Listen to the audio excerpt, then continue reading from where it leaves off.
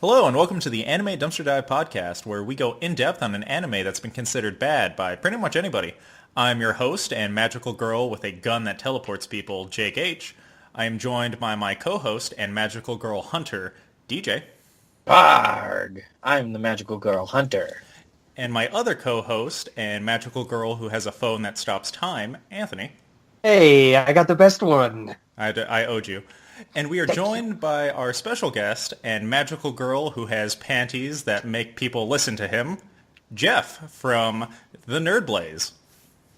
Hello, everyone. My name is Jeff, and I'm on someone else's podcast.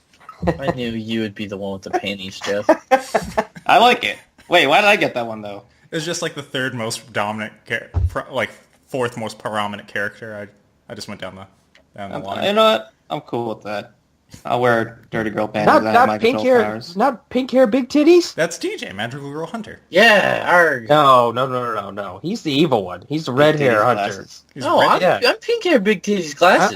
No way. DJ's totally big titties, pink hair, glasses. Of course. Anyway, before we it's like my Monster Hunter character. Before we get more into this, we have Jeff over here joining us from the Nerd Blaze, as I just said.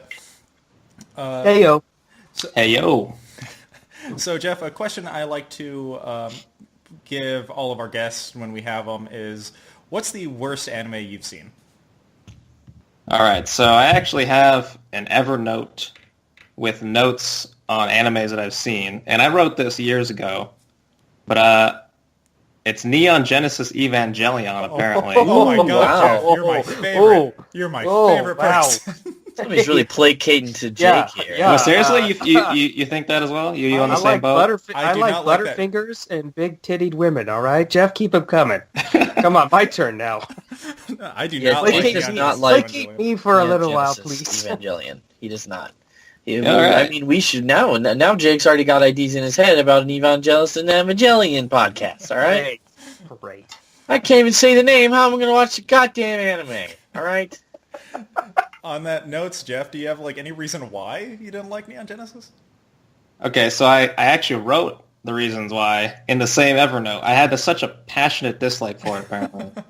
Okay, it says here, worst anime I've ever seen. Story is confusing, and the progression does not seem very cohesive. It's basically a teenage angst fest, and I have no care for the preachings of the characters, especially toward the end. I absolutely hate it. That was back in high school when I watched this dang thing. I don't know. Question. Have you ever seen Diabolic Lovers?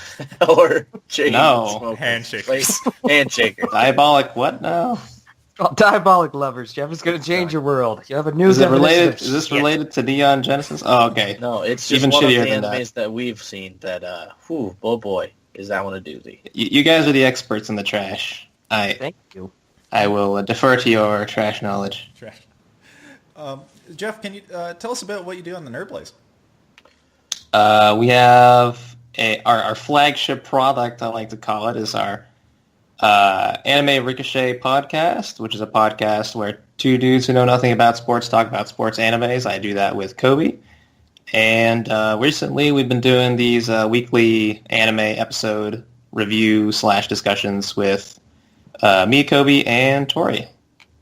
So that's what we got going on over there. Nice. If you're interested. Great name for a sports podcast. Yeah, you like it? Ricochet. Yeah.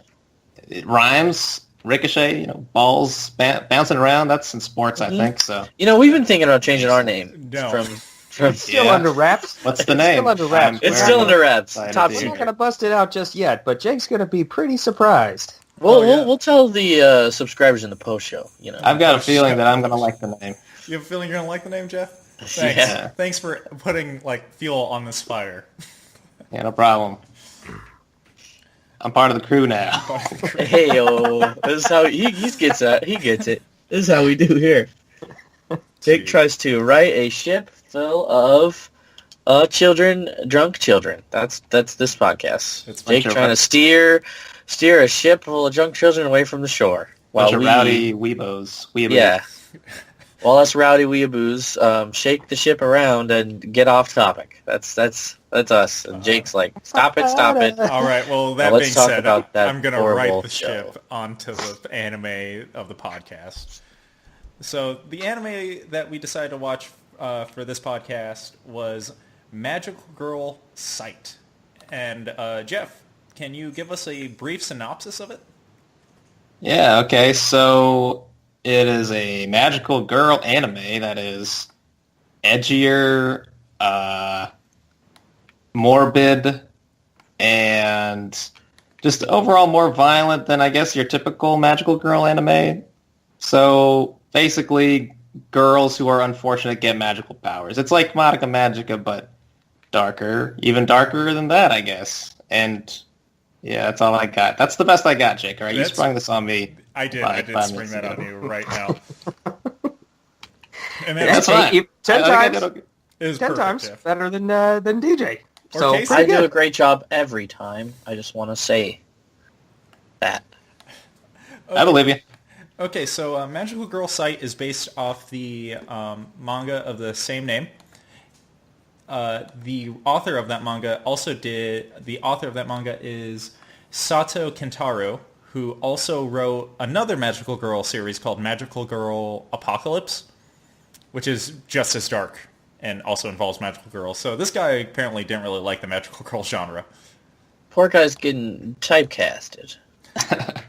It is produced. It is produced by Studio Production DOA, which only has done this. It has only made Magical Girl Sight and a single episode anime. Interesting. Right? It's kind of weird. I did not know that until I just looked it up. It is directed by Tadahito Matsubayashi, who has done work on anime like Bleach, Angel Beats, Ghost in Shell, and I saw another one in here that I thought was pretty cute, cool.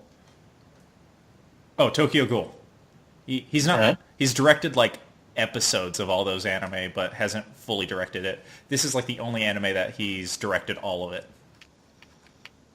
Okay. I like Angel Beats and Ghost in the Shell. Never seen him. I agree. You've never seen him either? No, I've seen Angel Beats. I've never seen Ghost in the Shell, though. I've seen Ghost in the Shell anime movies, but not the anime. It's good. I recommend it. And then, of course, I've seen the great Scarlett Johansson film of the same name. The same name. Yes. Fantastic film. So before we go in depth on the anime, we like to talk about our first impressions of the show and some of the show's main characters. So Anthony, how about you tell us how you felt about your first impressions with the show itself? With the well, I mean, it has a pretty first impressions with the first episode.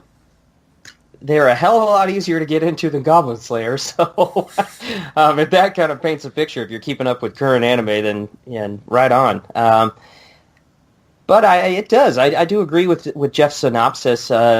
Basically stating that it is kind of a darker themed anime. It has a nice even tone that only kind of falters halfway through the show.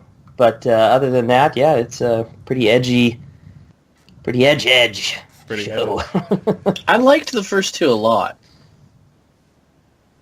The first two episodes. I thought, I got really excited. I was like, okay, so she's got this new power, and it's really dark, and it's really weighs heavy on her mind, right? And I was like, well, I'm excited to see how she'll use this to better her life and how it may, negatively affect her mental well-being. Kind of like Death Note style, I was like, ooh, how she's going to use this to get what she wants, But, as we go on, you guys will see. I was, I got sad as it went on. But at first, I was excited. I was like, ooh. How about you, Jeff? For me, it was a bit difficult to watch, and I think that's just because I didn't know what the hell I was getting into. It was dark pretty much right off the bat. I mean, the design of Aya Asagiri, the main character, she's this very downtrodden, down on her luck girl, and then you see exactly the shit that she gets into, which is pretty brutal stuff. not fun to watch, but it did intrigue me, so I'll give it that. Okay. Yeah, this show right away appealed to my edgelord, like high school, middle school self. So I was like right on board. Like first scene, I was like, I'm on board. And Jeff brought up Aya's appearance. So what were you guys' thoughts on her? DJ kind of went into a little bit that she, when she gets the power, he was hoping that she'd grow grow more with it. Well, I mean, weak main character trope, and I was kind of tired of it in the first few episodes.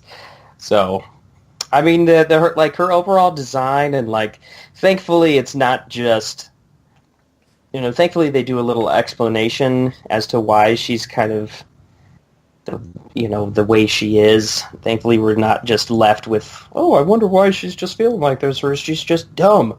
No, thankfully, her character design actually follows suit with how her surroundings kind of impact her, overall demeanor. So I did point to the anime. I liked the design. Wasn't upset with it or anything like that. Definitely agree with you guys in the fact that it starts out pretty strong. You're like, whoa, this chick's not having a good time. You're like, wow. And then that's part of the reason I was excited to see. I was like, ooh, is she gonna go full crazy revenge? Is she gonna go, is she gonna like show restraint? Like, what's gonna be? It was an interesting prospect to think about what she was gonna use her powers for in the future. Yeah, speaking of that revenge aspect, I actually thought that's what the show was going to lean towards, was kind of like a revenge fantasy. Like, you have this girl who's obviously getting shit on by her life, and then is granted this incredible power, and she can then just wreak havoc on the people that are making her feel pain. And I thought, okay, sweet. If this is a revenge fantasy show, I'm on board. I want to see her fuck shit up with this new magical toy that she gets. But I suppose we will discuss if it actually goes in that direction. Mm-hmm. As far as her design, I think it's pretty effective. She definitely looks pitiful. But I wasn't completely on board with it. I mean, I think it needs to do more for her character than just try and make the audience feel bad for her. Yeah. I think they didn't really do a good job of letting us know what she was about, other than her life being She's shitty. a depressed person.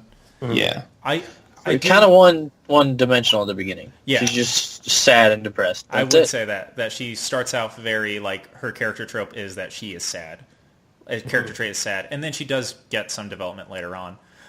But to my argument for crying main protagonist is that at least they gave her a reason why she's like a crying main protagonist, is that she's like mentally weak over the shonen cliche of like the male protagonist like crying like, I can't do that. Well, here's a good example. Shinji from Neon Genesis Evangelion cried all the time, and there was like no fucking reason for him to cry all the time. And so like I like that they gave Aya like at least this is why she cries. They gave her good fucking reason. They gave her good reason. Like, there you go. Completely agree. And then let's also talk about our secondary protagonist, and for me, the best girl of the anime, Suyuno Yatsumara, who is the blonde one for DJ. Oh, thank you. The cell phone one. Yurio. She's pretty cool.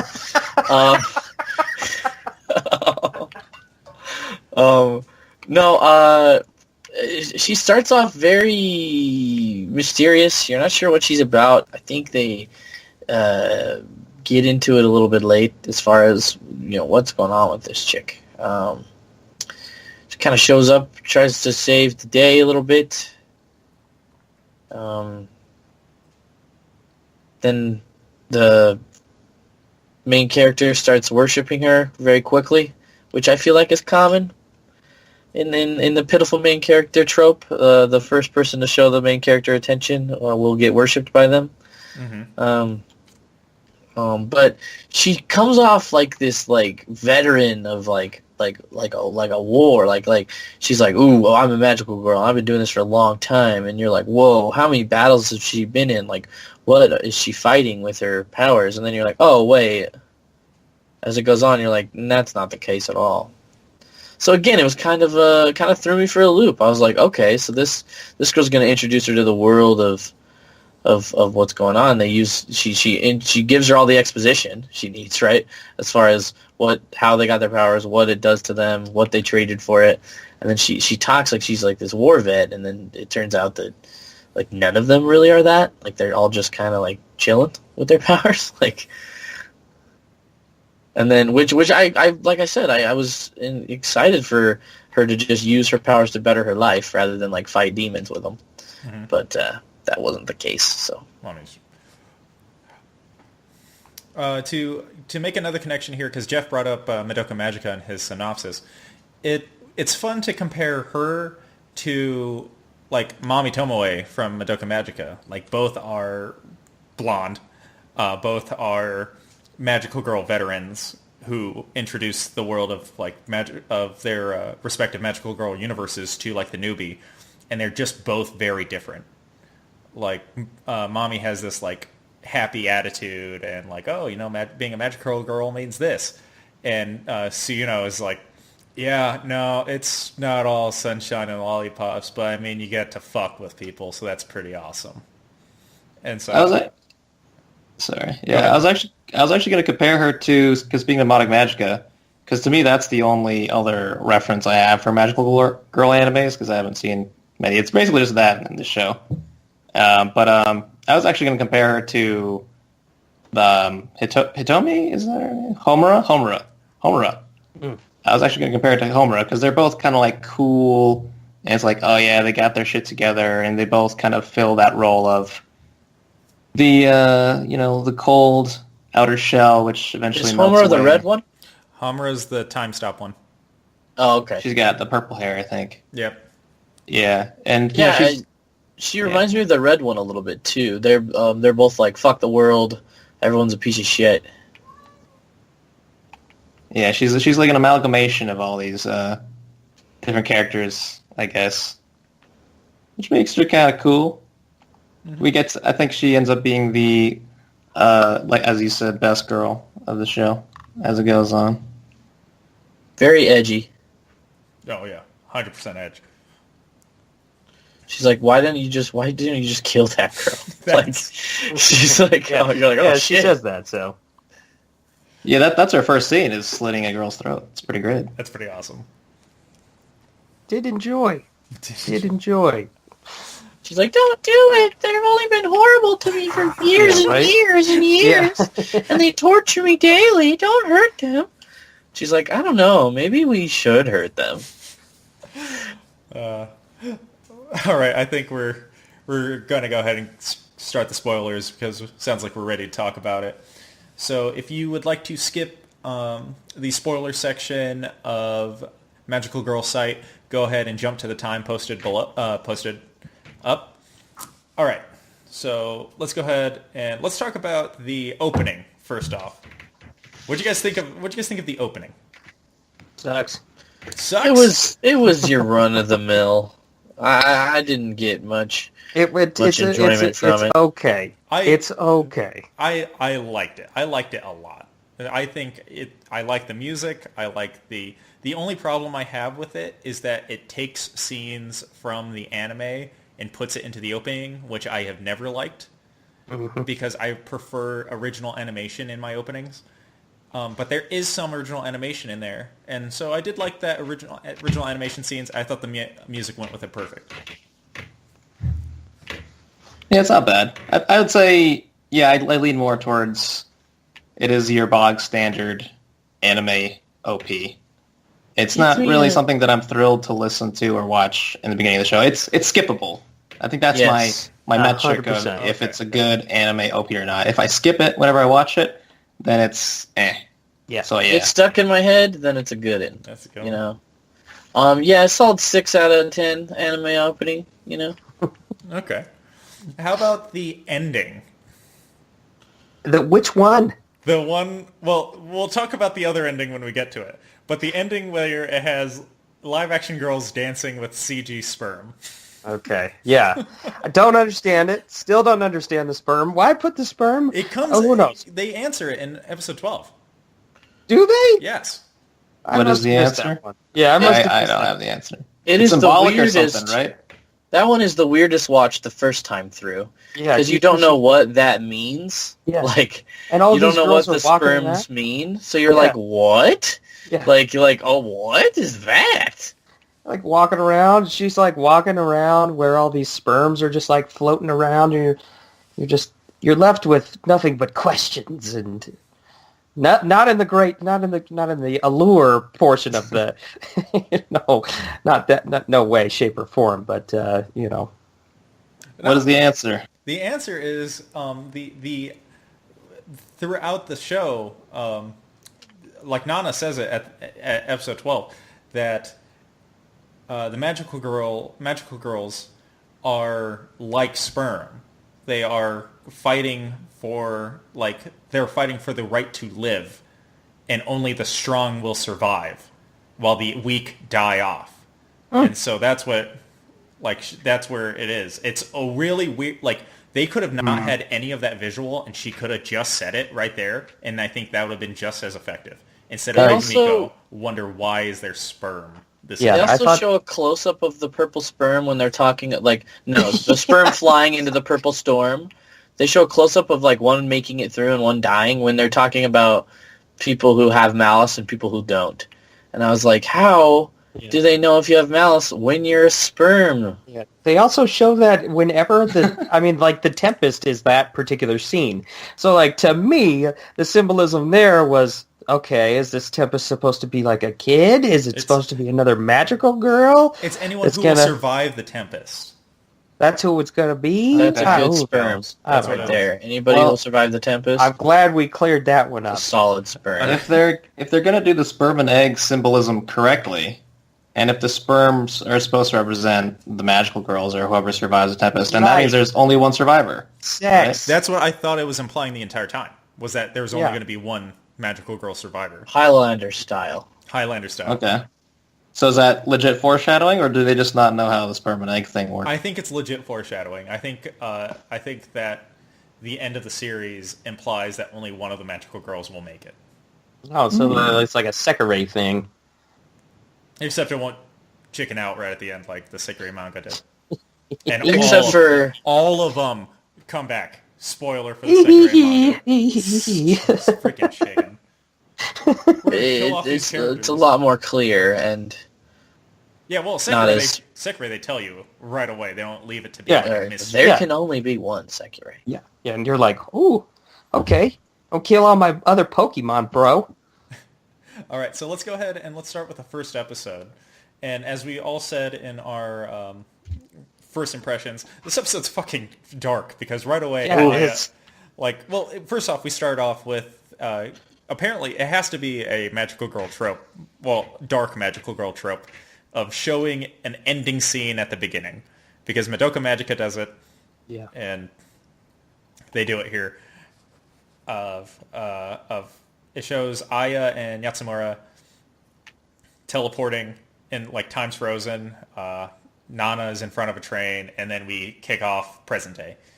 And Aya almost kills herself by jumping in front of a train, and I'm like, ooh. Also trains. I was like, ooh, anime almost over. Damn it. I'm like, ooh. Had flashbacks to, what was it? School Days? School Days with all the train imagery. Oh, yeah. So we find out that at school, Aya's bullied by these three girls in horrible ways, throwing tacks and razors into her shoes. Razor blades? What? And yeah, they put stuff on her desk, some yucky stuff. I don't know what it is. Do you guys know? It starts out not the worst. I think it's super glue. Okay. Yeah, I thought it was the vomit or something. I thought it It's was like, hey, garbage, and you're like, oh, these are mean girls, and then she opens her locker, and there's fucking knives in her. They cut her, and I was like, okay, these are not mean girls. These are psychopaths. Yeah. Then she sits in goo. It's just not good. Yeah, she doesn't have a good time. More symbolism. There it is. got ill. So then, then she goes home, where it doesn't get any better because her brother You're ties like, her up ooh, and beats thank her up. God. You're like, thank God she's finally home away from so I these understand monsters. why she's got this, kind of temperament that she has, and then you're like, oh fuck, now I really know. Yeah, that one is so fucking so That one does fucked fuck up. you.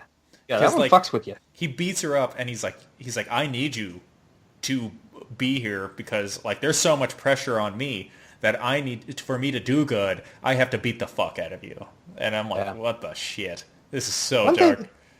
One thing that I will say is that early on, the dialogue isn't as cheesy and corny, and it actually the delivery is not as bad.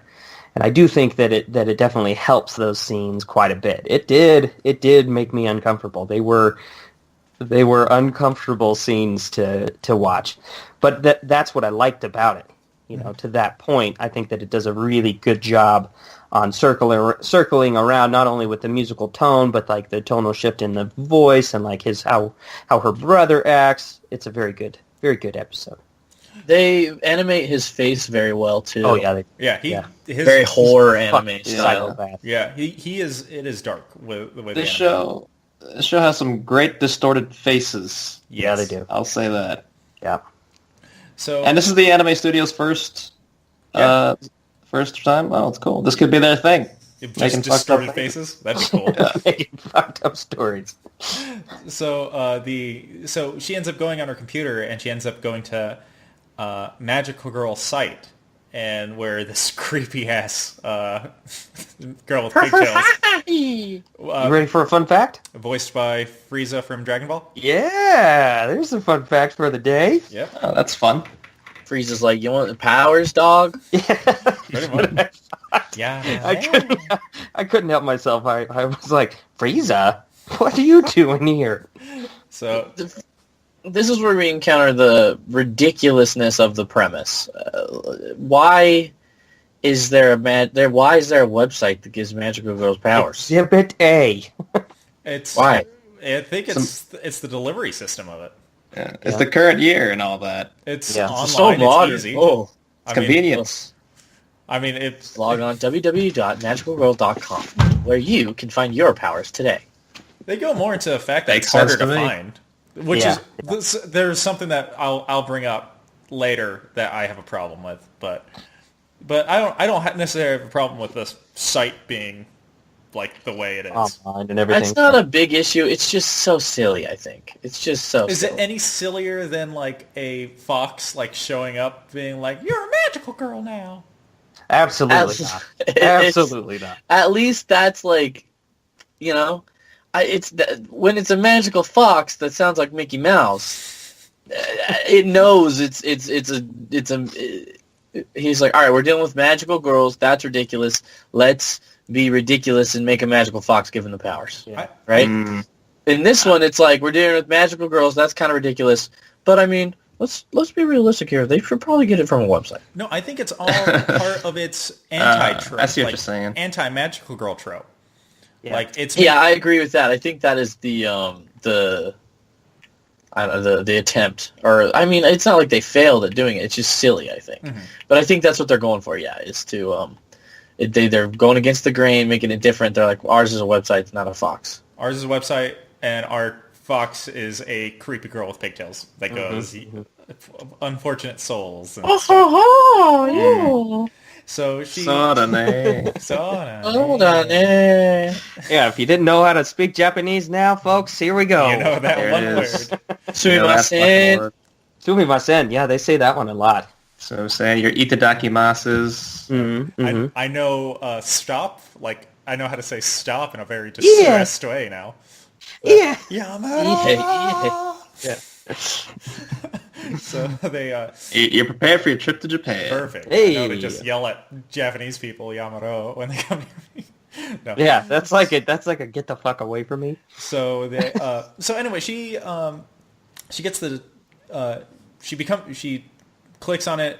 It says it will give her a magical power. She turns off the computer. The next day, oh fuck, I forgot to say this. She's been taking care of a kitten under a bridge. Oh yeah. Oh, yeah, I that was... totally forgot about that thing. You know, in what world do they show you a kitten and you're like, oh, that thing's gonna die? Yeah. You're like, ah, poor kid. Yeah. Oh my God. I've watched way too many shitty animes to know what's gonna happen to that kitten. Kid's doomed. Yeah. So on her way to school, her kitten got hit by a train. What a coinky dink. Uh-huh. And then she goes to school, and the girls are beating her up, and they're kind of a little pissed off that she's not like reacting as much as normal. And They're like, God damn it! What are you sad today? Kick her in the stomach. God damn it! And so, she also finds a toy gun on her shoes in the morning. Yeah. Mm-hmm. With wings, and it says something. Instead of the usual razor blades. So the razor blades.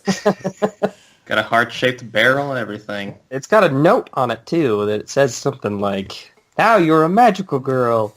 Use it wisely. Like, oh.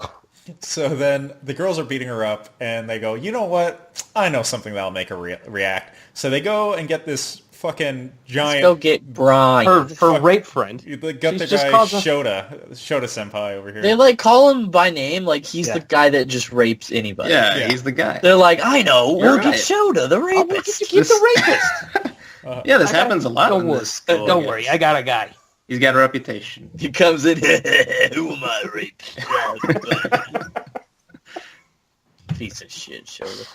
Yeah, so he shows up, and he's gonna rape her, and so she runs away. She goes, no, okay, you guys, no. The That's where I draw bullying's the line. fine. This is Yeah. a no. And so she takes off, and she ends up getting cornered by Shota and one of the girls, Erica. And so in desperation, she takes out the toy gun and she shoots them, and it shoots this puff of heart smoke at them, and then they hear a train crash. Or like a train They disappear. Yeah, they disappear, and then they hear like a train like screech and all this stuff.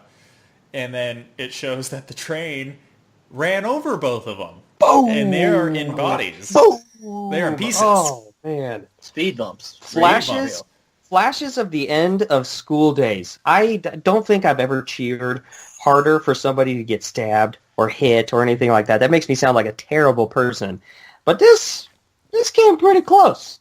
Usually he cheers pretty loud when people are getting stabbed. I was Not like, as loud as this time. Hey, did they just get run over by a train? Next scene.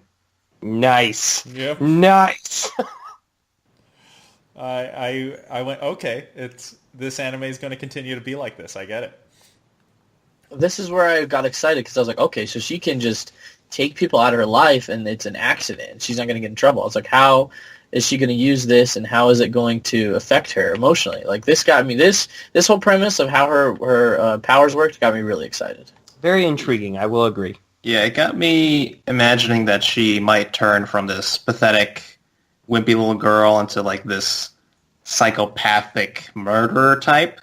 Ooh. And I think that would have been a really interesting character arc. Like she kind of becomes the thing that she hated the most. Ooh, now that she's holy- given power, you know what I mean? Oh, She starts out Yeah. being all worried Yeah. about it, and then later on, some guy's like, "Hey," and she's like, "Man," and then poof. Yeah, exactly. Yeah. Now she's the one He that looked starts at me getting the evil funny. shows. He looked at me weird. Kind of the She's op- friends with the rapey people. Yeah. Jeez. Now she's got a guy. Yeah, she's got the guy. You either die a wimpy girl in your class, or you live long enough to be friends with the school rapist, I guess. The school That's the rapist, Dark yeah. Knight. Hopefully, there's not more than one rapist in this school. Oh. There's a club. It's a Japanese club. Oh, Oh, no. Yeah, it's an activity, after-school activity. Yeah, right. So she ends up going home. She feels super guilty about it. Then the next day, one of the bullies, Serena, like corners her in the bathroom and has a fucking razor blade in her mouth, and she goes, "I'm gonna fucking cut you, bitch." Yeah. Like, Because this is something as far as like the dialogue is concerned that kind of bothers. This bugged me. I just did not like how disillusioned everybody was at this school. Like, I understand that bullying can happen anywhere, anytime. You know, I was subjected to bullying I was heavily. a school bully.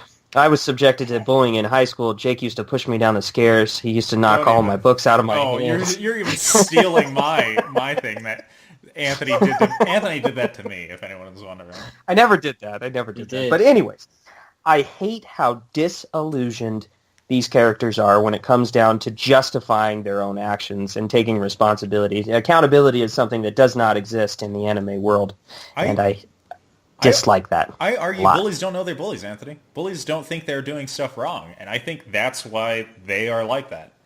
For them, this is just normal. You can't sit there and say that, like, oh, like they're good intent, they're like their humanity would kick in, like they don't have any. Yeah.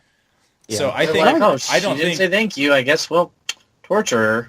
Like I think that it's like one of my biggest problems with this is Serena's face turn at the end. Mm-hmm. Like I feel like she is a unstable individual who should have stayed unstable till the end. And that's what I was going to ask, is if you felt that these characteristics that then they're portraying, do you feel like it makes them a stronger character, or do you think it makes them weaker characters? This is the reason why I bring up the fact that they are so disillusioned by their actions, because I feel like that, personally, it makes for a very weak character. I don't like that.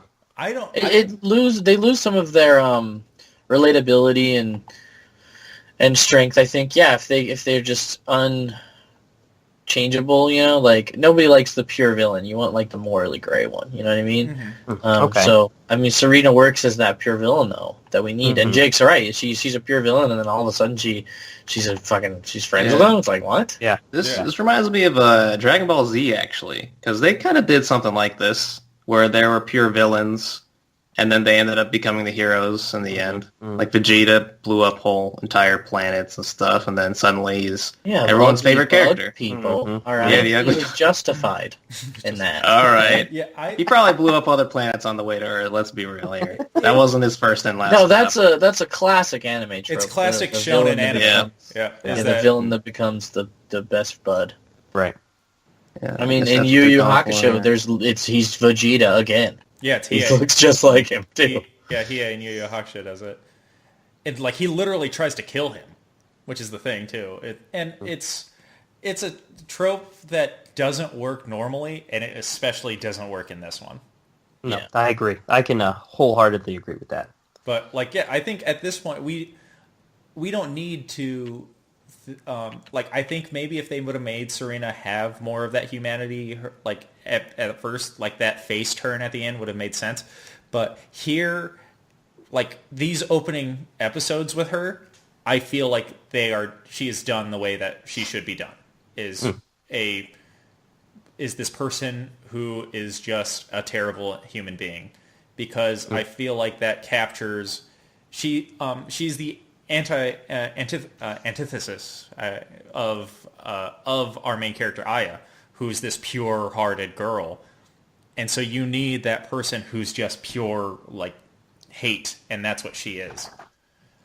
And Jake's right in the fact that even when they do that anime trope, those villains are much more gray than this one. Like, they have much better motivation to be a villain than what this chick has. So it makes more sense that this chick is, like, messed up in the head rather than them. Like a lot of times they're doing it for money or because their boss told them to, and then they're like, oh wait, I don't like my boss, and that drives their heel turn. But her, she's just fucking mean. She's horribly mean and cruel, and then out of nowhere she's like, well, all right, that's okay. Yeah. You're like, what the hell? Well, her face turn thing happened because I showed her mercy, right? Yeah. So Yeah. I mean, it could be, and in the very beginning, so the reason she bullies Aya is because she didn't say sorry to her. She didn't say thank you. She said thank you. Or thank you, yeah. And I don't know, I think she was genuinely being, I mean, okay, I'm not going to try and justify her actions, but like, to her, she was being extremely polite and nice and going out of her way to be nice to this new kid. And it just pissed her off to the very end that all these things she did for her, she didn't even say a simple thank you, and suddenly she starts bullying her. I think that's plausible. I think that's, I mean, like in the world of high school, that could be that's a fair reason to be the way she is. And at the end, when she does the heel turn, she sees the person that actually could have very easily killed her show her mercy. I think it makes sense. Okay. And it's possible the bullying started as something that was just lighter, and they just got more and more out of hand. Like, because they enjoyed it themselves. And she just kept letting them get away with it. Was another thing. So she probably, like, if she would have stood up for herself, maybe the bullying would have lit up, but she never did. So maybe they just kept pushing their limit. Like, what can we do that will get a reaction out of her? Yeah, so, she never said thank you. Should have just said thank you. It's all Aya's fault, really. It's all. Oh, don't it? There's she brought this upon her fucking self. I do like really. that line. Oh, that's hilarious in the series. Yeah. Oh, so she's in the bathroom. She has a box cutter in her mouth. Then time stops, and that's where Yatsumura shows up for the first time. And she, like you guys said, she goes, "Why don't you just kill this girl?" She goes, "It's easy." And she takes the box cutter out of her mouth and slits Serena's throat with it. And goes, "Yep, that was pretty easy." Like, whoa there, okay. I was a little surprised too, yeah. I'm like, what the fuck? And she goes, "Let's go for a walk." And then the episode ends. I'm like, talk about edginess. Holy, this fucking girl. Like, watch. See? Come on now. And we also see the first instance of, I don't know if you can call this a transformation, but like it's like an indicator of the girl using her powers. It's basically like that red slit in their eyes. And that to me is unsettling. And I don't know, I just think of a thing with and their hair gets all glowy. Yeah, and the blood too. And they bleed. Oh yeah, they start bleeding and stuff. Yeah. I think that does it great because it's to show that these powers don't come from like your standard happy magical girl world. They come from like a darker world, and they don't look like happy magical girls. They look demonic, and I like that a lot. Yeah, I do like that. I can agree with that. They look like they're in pain using those powers. Yeah. So we then in the next episode, Yatsumura really breaks down the magical girl world stuff. Like using their powers actually shortens their lifespan. And unlike Madoka Magica, there's nothing to kill to like refill that. Like it's like once you run out, you run out. And there's a magical girl hunter out there who's killing magical girls and stealing their what they call sticks. And that her friend who was helping her hunt this magical girl hunter went missing. And so she decides to stay the night in Aya's room, which again pisses off her brother, and gives us possibly like one of his best faces, where he's like, and he's like, hold it in tonight. Yeah, this show's got a sense of humor too. I don't know if we've mentioned that, but it's funny. It's got some pretty like fucked up humor, and I think it's appropriate for the tone of the show. Yeah, I would say that it's tone like appropriate. Absolutely agree. I don't necessarily feel like they landed as well. But personally, I felt like sometimes they were kind of out of place. That I felt that it was more so to create a tone of like an unsettling tone, or to kind of create this. I don't know. I didn't feel like it was genuine humor. Are you saying like you don't think that it was supposed to be funny and they just turned out funny, or are you saying that their jokes were too like what do you mean by not genuine humor? Too out of place. Like they were out of place. I just don't feel like that they had the correct delivery. Yeah, I think those points of humor I think actually revealed to me that this show is very self-aware, like for what it is. Like it's edgy and over the top, but it's not doing it in a way where like the writers are like, oh yeah, this is so dark and cool. I think there's at least some tongue-in-cheekness to it. I mean, I'm kind of jumping ahead here, but there is a scene where a dude wears dirty girl panties and laughs in the face of another dude and fucking brags about it. And that's, I think, to me, very obviously a comedic scene. And at the same time, in that same scene, he's like about to kill this dude. So there is still a dark element there.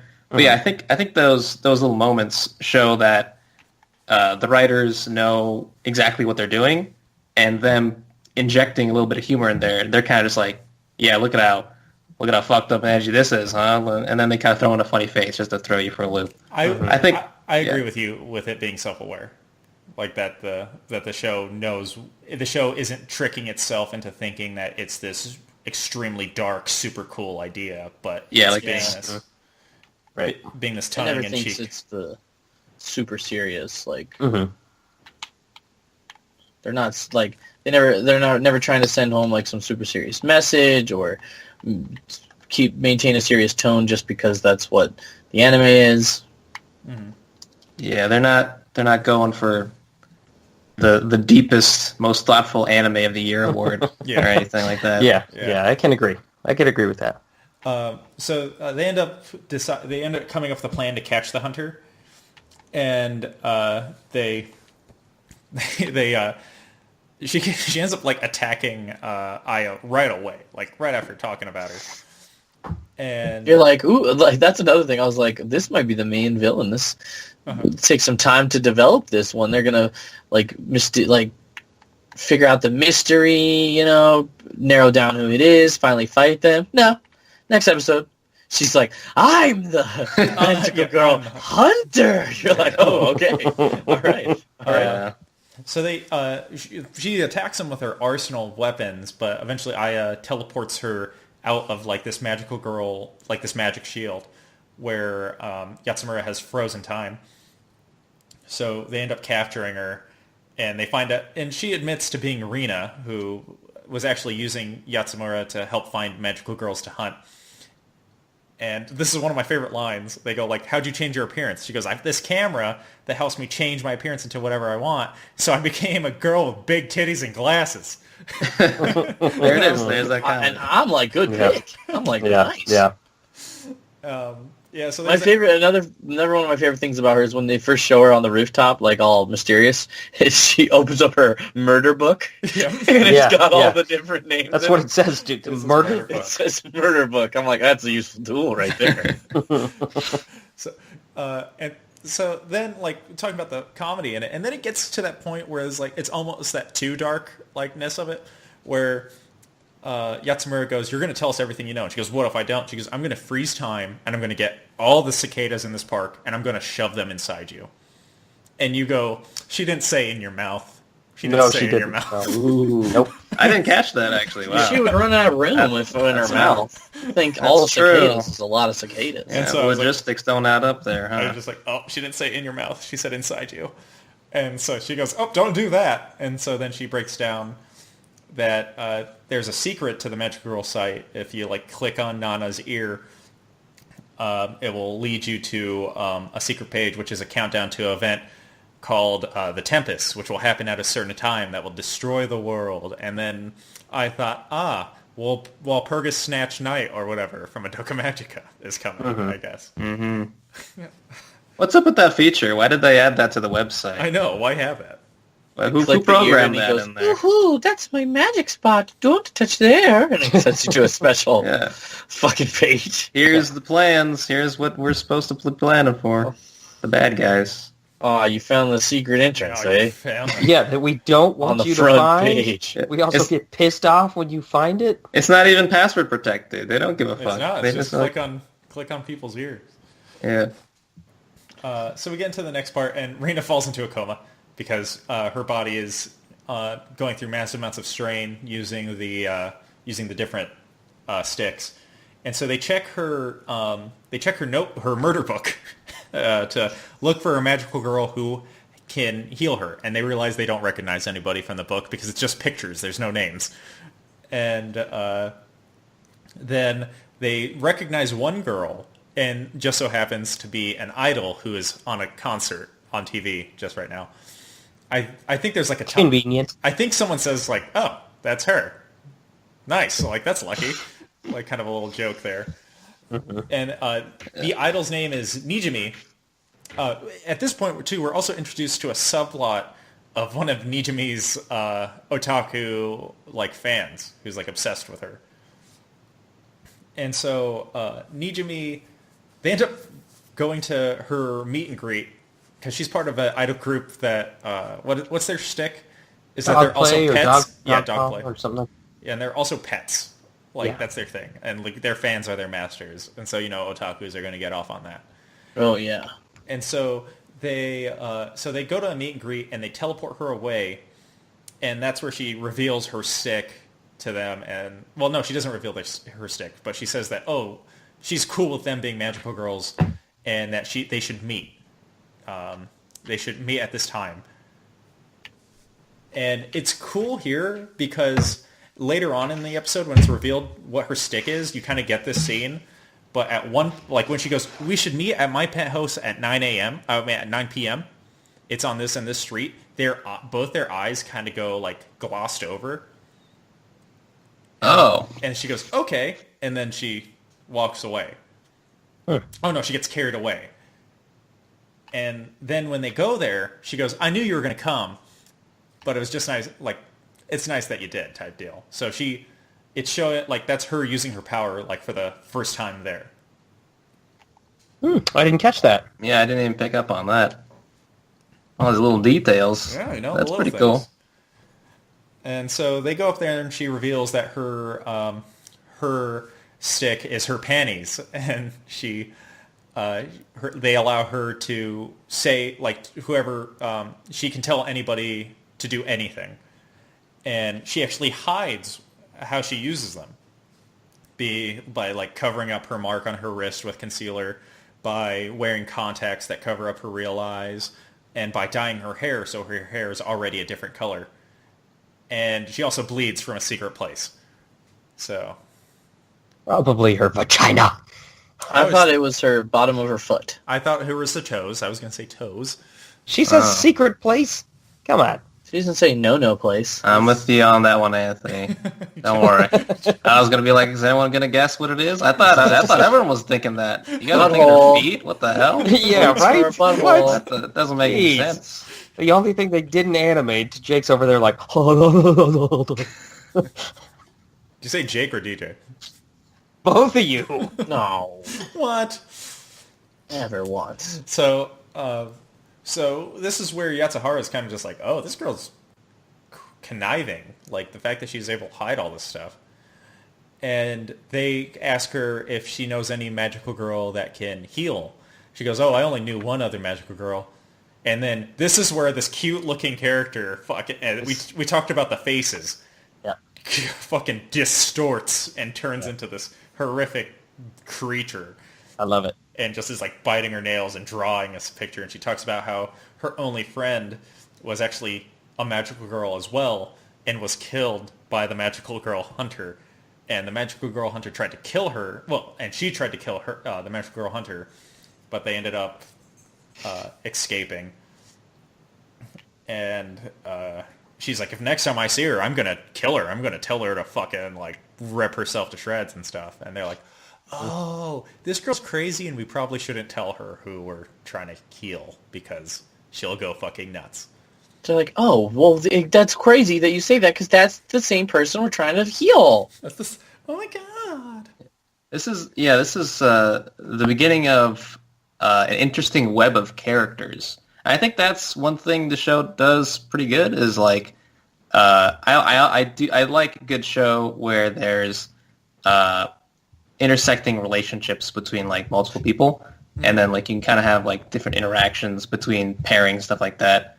And so far you've got redhead chick that bullies Aya, and then Aya and the yellow hair chick, they are saving the magical girl, but the person that can save her, it wants to kill her at the same time. You know what I mean? Like I'm into that stuff, and I think the show does a fairly good job of delivering on that. They weave it together. They introduce a lot of characters real fast. Episodes. They introduce a lot of characters real fast. I think some of them don't get their proper time to be introduced, but I think they're all fairly interesting. Mm-hmm. I do agree with that. I agree that they do kind of build this stuff because even those characters who get introduced like have their own interconnections with each other. Mm-hmm. And that are hinted upon. Like, certain characters don't like each other for certain reasons, and it's like, oh. Mm-hmm. And that's always impressive for a 12-episode season. Yeah. I respect it. So they decide to not tell her about the whole thing, but Serena overhears Nana in the in the hospital because Serena's in the hospital because of her neck injury. And so does she run it? Yeah, she runs into Nana in this episode. It's kind of just like briefly shown. And she hears the girls outside the room. Yeah, talking about it. And then Aya's brother is going nuts because he hasn't had his time to relieve himself. He doesn't get to beat the shit out of his little sister in too long. Yeah, it's been a few days now, and he is pent up. So he starts snooping around her room, and he discovers in her browser history the Magical Girl site. Which, it's supposed to be this hard thing to find, it's in people's browser history. This is my problem with it. He fucking finds it right away, but we find out later that when people are fucking tweeting about it, the tweets get deleted instantly. Mm-hmm. It's like, it stays in our browser history, though? Browser history. Yeah, unless you click delete browser history. Everyone knows that, all right? Yeah, I mean, it actually makes sense if you think about it, because... like, tweets and stuff, that's all remote on a server or something like that. But, like, local browser history, that's only tied to your local browser, which they won't have access to. So in the realms of the way the internet and computers work, their powers are limited to the laws of physics, like, to the way it actually works. It's just stupid, I hate it how makes that sense. Makes sense. I hate how, like, as you were saying it, I'm like, that actually makes sense. But I mean, it would be just as believable, though, if they could delete it. Yeah. hack people's local browsers. I completely agree. Because they have this, like, magic... Yeah. But they're using a website in the first place. So it's like they're following the rules of the internet and stuff. So. And that's why I think it's so silly. It's I get it. Yeah. Yeah, it's like... They're like, yeah, we've got these crazy powers, that where we can cheat death and shoot people with our hands and turn into giant samurai dragon worms. Yeah. But the internet, it's just the hardest thing to figure out. Yeah. They're like, I've been trying to make a website for the last month. Should we just use Squarespace? Should we just use Magical Girl site sponsored by Squarespace? Hey, everybody, it's Binging with Babish here. I just wanted to talk to you guys about Magical Girl site. It's a great site. Just, it's super easy. I made this site. Yeah, if you're feeling depressed, just go ahead and go onto that site, and they'll give you Magical Girl powers. I just got my Magical Girl powers in today, and I gotta say, they're great. They're working for me. Just use the code word Tempest. Were you gonna say that joke too? Yep. I think you're going for it. Damn, the exact same joke. Damn. Just type in the promo code. Make sure you go to /podcast. That's Magical Girl site /podcast to let him know that I'm the one that sent you. And he gets bonuses on his item, and once more people sign up. That's what they should have been doing. That's what they should have been. YouTube should have been integrated. YouTube ads. Get some of that Logan Paul money. Get that AdSense. Logan Paul's like, hey there, Jake Paulers. Link in description. Magical Girl site. Does your mom not understand? Mine either. All right, 9-year-olds, go ahead. Ever since I found that body in the forest, I've been depressed. But you know what helped me out? Magical Girl site. Magical Girl site. Sponsored by Squarespace. Sponsored by Squarespace. So that's how you do it. They'd have an army of Magical Girl 9-year-olds. So they end up in the next episode. Serena is gifted a Magical Girl stick by Nana and says, I need you to be my new Magical Girl hunter while Rena is incapacitated. And this is also the episode because we find out why Serena bullies Aya, because Yatsumura is like, hey, so, those girls treated you fucking terrible. Do you know why? And it's because of, Jeff was saying earlier, she did all this nice stuff for her, and she didn't say thank you, and that kind of rubbed Serena the wrong way, and they started bullying her, and we went pretty in depth into that. Yeah. Aya's like, it's not my fault. And she explains the whole thing, and the blonde girl's like, you know what? Doesn't sound like that's all your fault. Yeah. Just saying. Yeah. Just throwing it out there. Yeah. I feel like she overreacted. Yeah, I feel like maybe not all your fault, is all I'm saying. We also learned that Kaname, Aya's brother, is a fucking douche because he's just walking around town calling everyone scum, and all these people are like, look how hot that guy is, and he's like, fucking stupid scum bitches. He's the guy who says begone thought in real life, without and not as a joke. Yeah. Unironically. He's so Unironically, hot. yeah. He's not even that hot, man. Yeah, I He's know. not. He's just They he's should standard have anime made guy him with more glasses. muscly. Yeah, he doesn't even style his hair. It's just a flat hair and glasses. Maybe it's because he's tall? I don't know.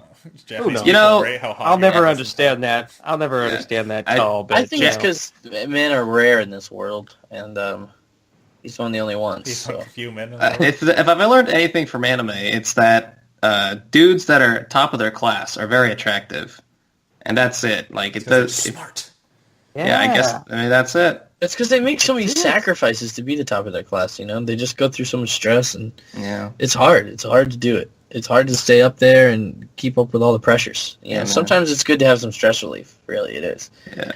Things that I've learned from anime are that there are 4 police officers working in Tokyo at all times. Apparently. The whole I thing. mean, it's better than the one police officer that works in Saga, so... Oh, seriously. Yeah. Oh, yeah, you guys are watching Can't Zombieland. wait for that. Can't wait for We'll talk that. about that later. So we also this episode's filled with shit because Nijimi also quits being an idol because she decides that we get that great scene of Nijimi just sitting there stabbing the picture with just like great. that face of I want to kill. and so then she decides to go to school because she can't be an idol and hunt her friend's killer at the same time. And Yatsumura misses school. And so Aya goes to her apartment, and they find that Yatsumura has a man, like, tied up with his, like, teeth pulled out, and he's, like, has a catheter in, and he's... Yeah. Everyone's He's like, got- whoa, okay. He's got something strapped to his junk, too, and it's got a tube fed into something. It's medieval shit. Yeah, it's That's fucking hot dark sauce. shit. It's hot sauce. That's hot sauce going straight into his urethra. Ooh. And Spicy. Ew. Yum. And that's a spicy meatball. So Spicy Yatsumura... meatballs. Meatballs, great. So Yatsumura explains that this is the man that killed her parents and like That's a hot dog. and promised to kill her, like basically wanted to marinate her in fear before he killed her. And then once she got Great her face on him, too. yeah.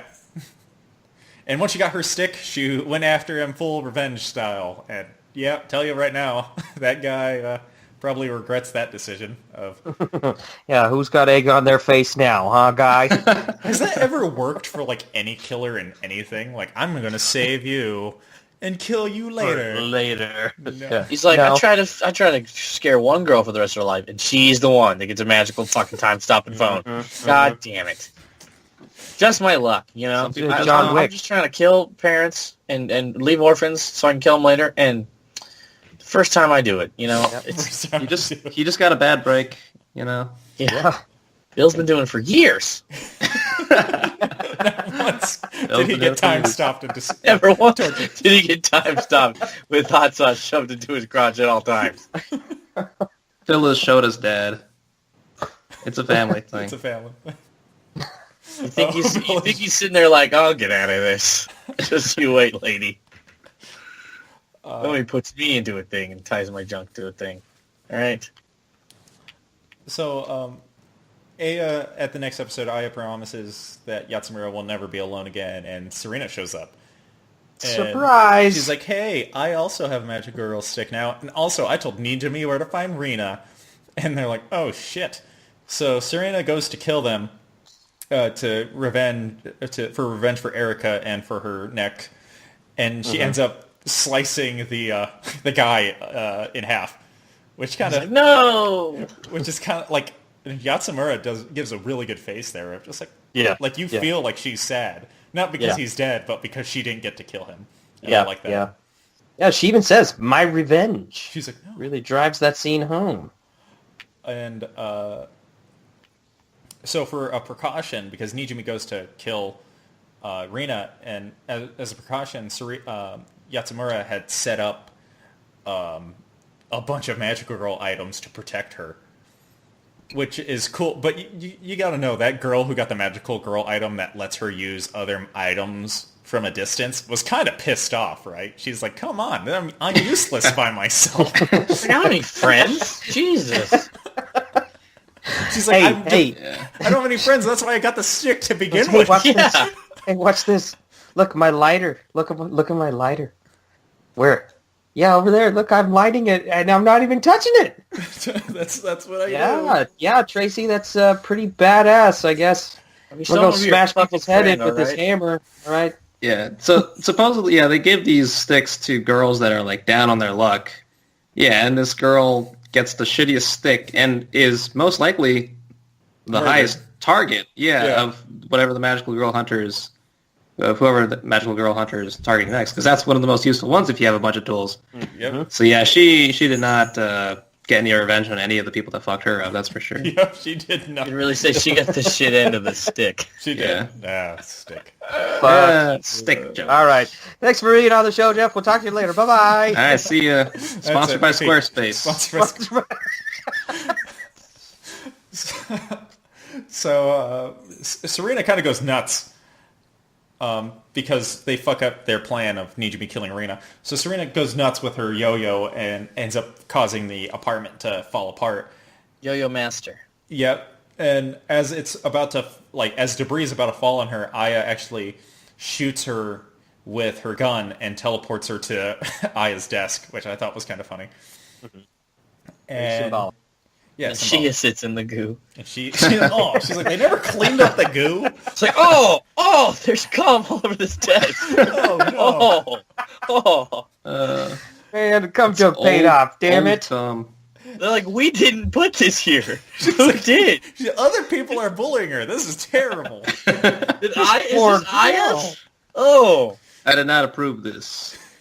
Yeah, I did not approve this bullying. One thing I thought when she got her stick, I was like, what if she can't yo-yo? She's like, fuck, you gave me the wrong, like I can't juggle. If I got the juggling one, I'd be like, sorry guys, but I've been trying to learn for years. And Magic Hunter shows up, and she's like, I'm here to take your juggling balls. Here, please. They're like, here, please. Here, please. hope you get better use out of them than I did, huh? She's like, oh shit, I can't juggle either. From what I've learned, it's throw, catch, throw, catch. I went to go use it on the people who bullied me. They just bullied me because I couldn't juggle. They made fun of me. Gave them another thing to make fun of me about. Thanks a lot, Magical Girl site. You can leave a bad Yelp review. So the rest of the apartment ends up crashing on Aya and Serena, but they end up living because of a stick, I believe. And the journal. The pencil stick, right? The pencil stick. Squarespace. Yeah. Squarespace, that's what we'll call it. Because it comes up a lot. It's a legit square. Yeah. So, square and space. So we get introduced. I thought this guy was just a one-off character who just had like a weird specific design. We get introduced to Detective Masumi, who arrives to investigate. And they end up finding Aya and Yatsumura, and they get taken to the hospital. And a new mysterious magical girl enters Rina's room, and she has an eye patch, and she takes out a box cutter. She cuts herself. We find out later. So Nijimi also put together that Yatsumura and Aya protected Rina, so she's pissed off. So she's going to Aya's house to kill Aya, and she meets Kaname there, and she instantly falls in love with Kaname because he's so hot. She's like, oh my god, look how hot. I love that. She's like, this guy looks like he's at the top of his class. Yeah. He's pretty hot. It's like an aura or something. So, yeah, so meanwhile, too, one of the crazy fan subplot, he sees her go into this house, and he's like, what? No, my perfect idol is being deflowered in front of me.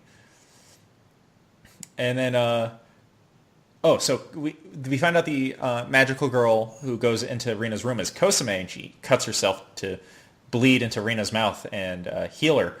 And they also heal Aya and Yatsumura. And Kosame reveals that she's a magic girl from another site, because there's a bunch of magic girl sites that exist. And she shows them the hidden information about the Tempest, and she goes even more in depth on it. And it talks about the king who feeds on humanity's negative energy, like a witch. and that only the girls who hand out to the website who get a magical stick full of negative energy will survive the tempest and all that stuff. It's that whole like only the strong survive ideal. And they realize they've been lied to by the site. They all agree to help Koname capture an administrator because Koname has a series of magical girls with her as well, like who are doing this. And then the website administrators have a meeting and they're like, wait a minute, magical girls are starting to team up. That's not a good idea. And they go around easily killing a bunch of magical girls, which is a problem I kind of have with a little bit towards the end. Because they're fucking up these girls. Really, really bad. Like, fucking Nana's just sitting there finger gunning people to death. Not the sexy way. Not the sexy way. So, Yatsumura thanks Aya for giving her, like, a reason to live. And they sleep together in bed. Heyo! Cue beach episode! No, not yet. Oh, damn. It's close. Nijimi agrees to help with the kidnapping if she can kill Rina first. And soon after that, Rina shows up into their class as a transfer student, which I thought was hilarious because she goes, hey, I had nowhere else to go, so I went here. Yeah. And this is one of my favorite scenes. She goes freaking loopy. I loved this part too. She jumps on her desk and she goes, "Oh, you go ahead and kill." And then Yatsumura tackles her, like fucking checks her onto the fucking floor, and covers her mouth. And she goes, "Aya, do something." And Aya's like, "Ah!" And she takes off her panties, and everyone cheers for it. Yeah, that was a good scene. So they take him away from Nijimi because they're like, hey, Nijimi, you're going to kill her if you do this. Also, though, I forgot to mention that Yatsumura and Aya's sticks are stuck under the rubble, under the rubble from the destroyed apartment. Like, the only stick that they have from there is the pen. Then they meet the other girl. They meet the rest of the girls from the Magical Girl site, the other Magical Girl site.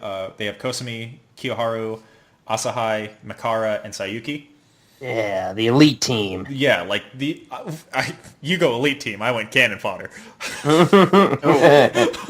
I'm like, these girls are dead.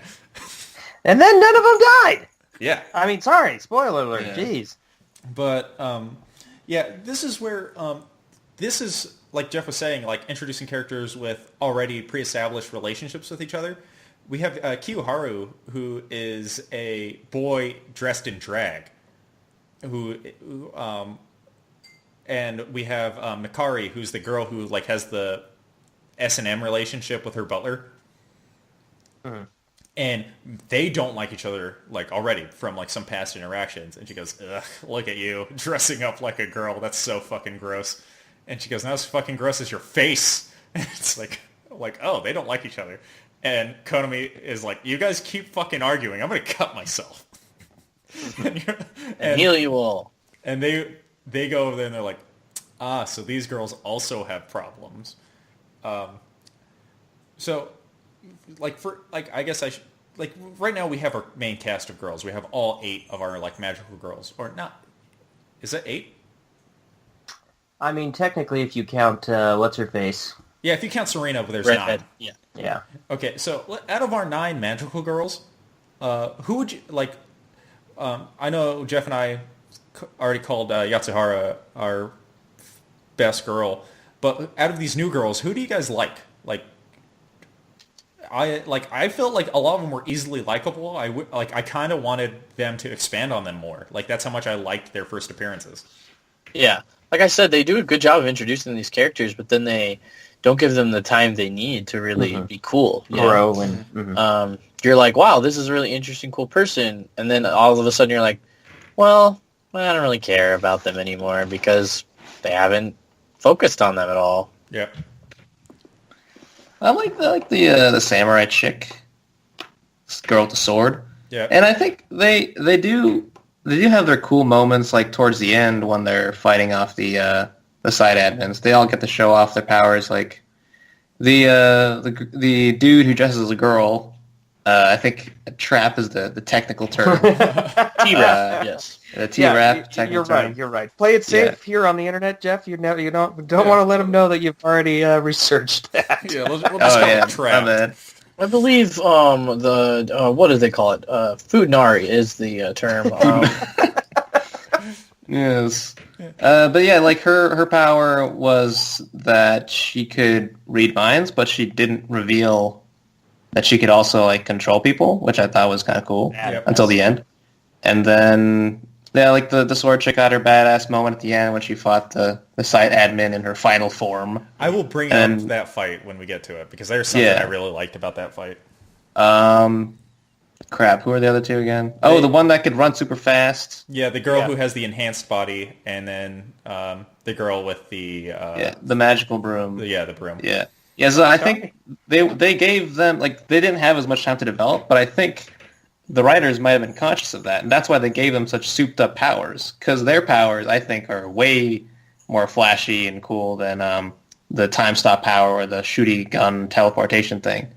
So like by giving them the super cool sticks, it kind of offsets the lack of character development. And also they were introduced... What episode is this now? Like, was this the halfway point or something? We're episode 7. Okay, yeah, so like past the halfway point. Mm-hmm. I think it was a good choice to give them these crazy powers. Yeah. I agree with that. I really like the samurai girl as well. Like, I wish that they would expand more on her. Mm-hmm. That's what I would say is probably the weakest point.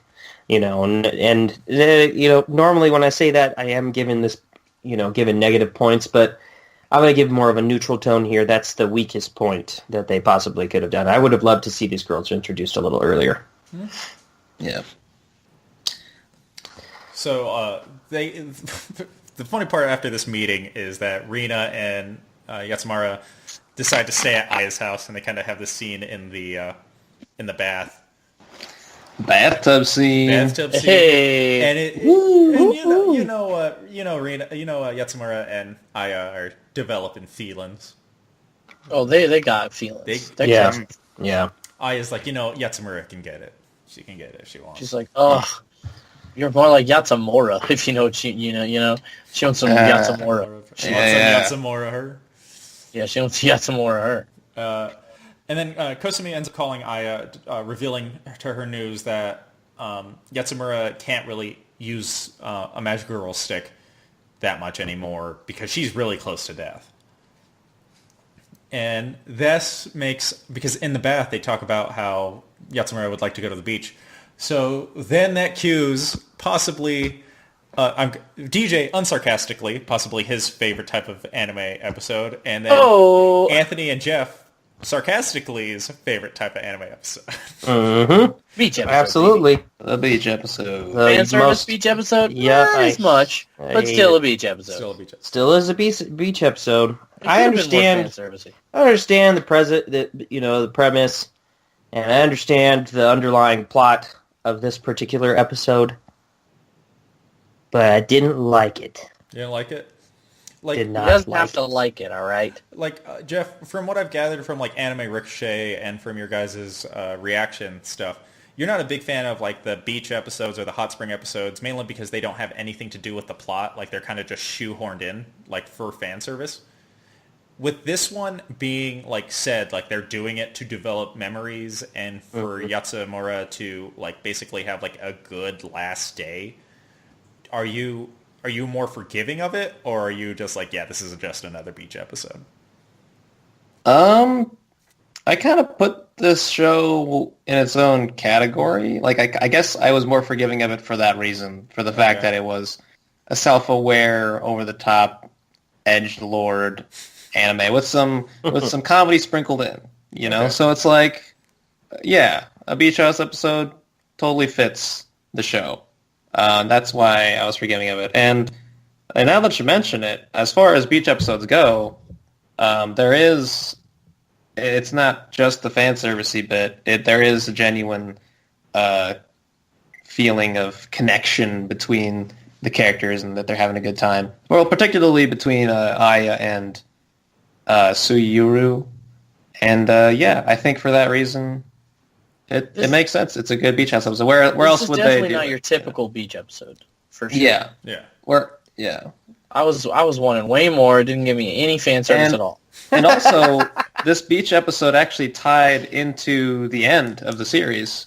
Oh, because, yeah, it did. And that's, I don't know, that's something. That's pretty good, actually. It's pretty good for a beach episode. Yeah.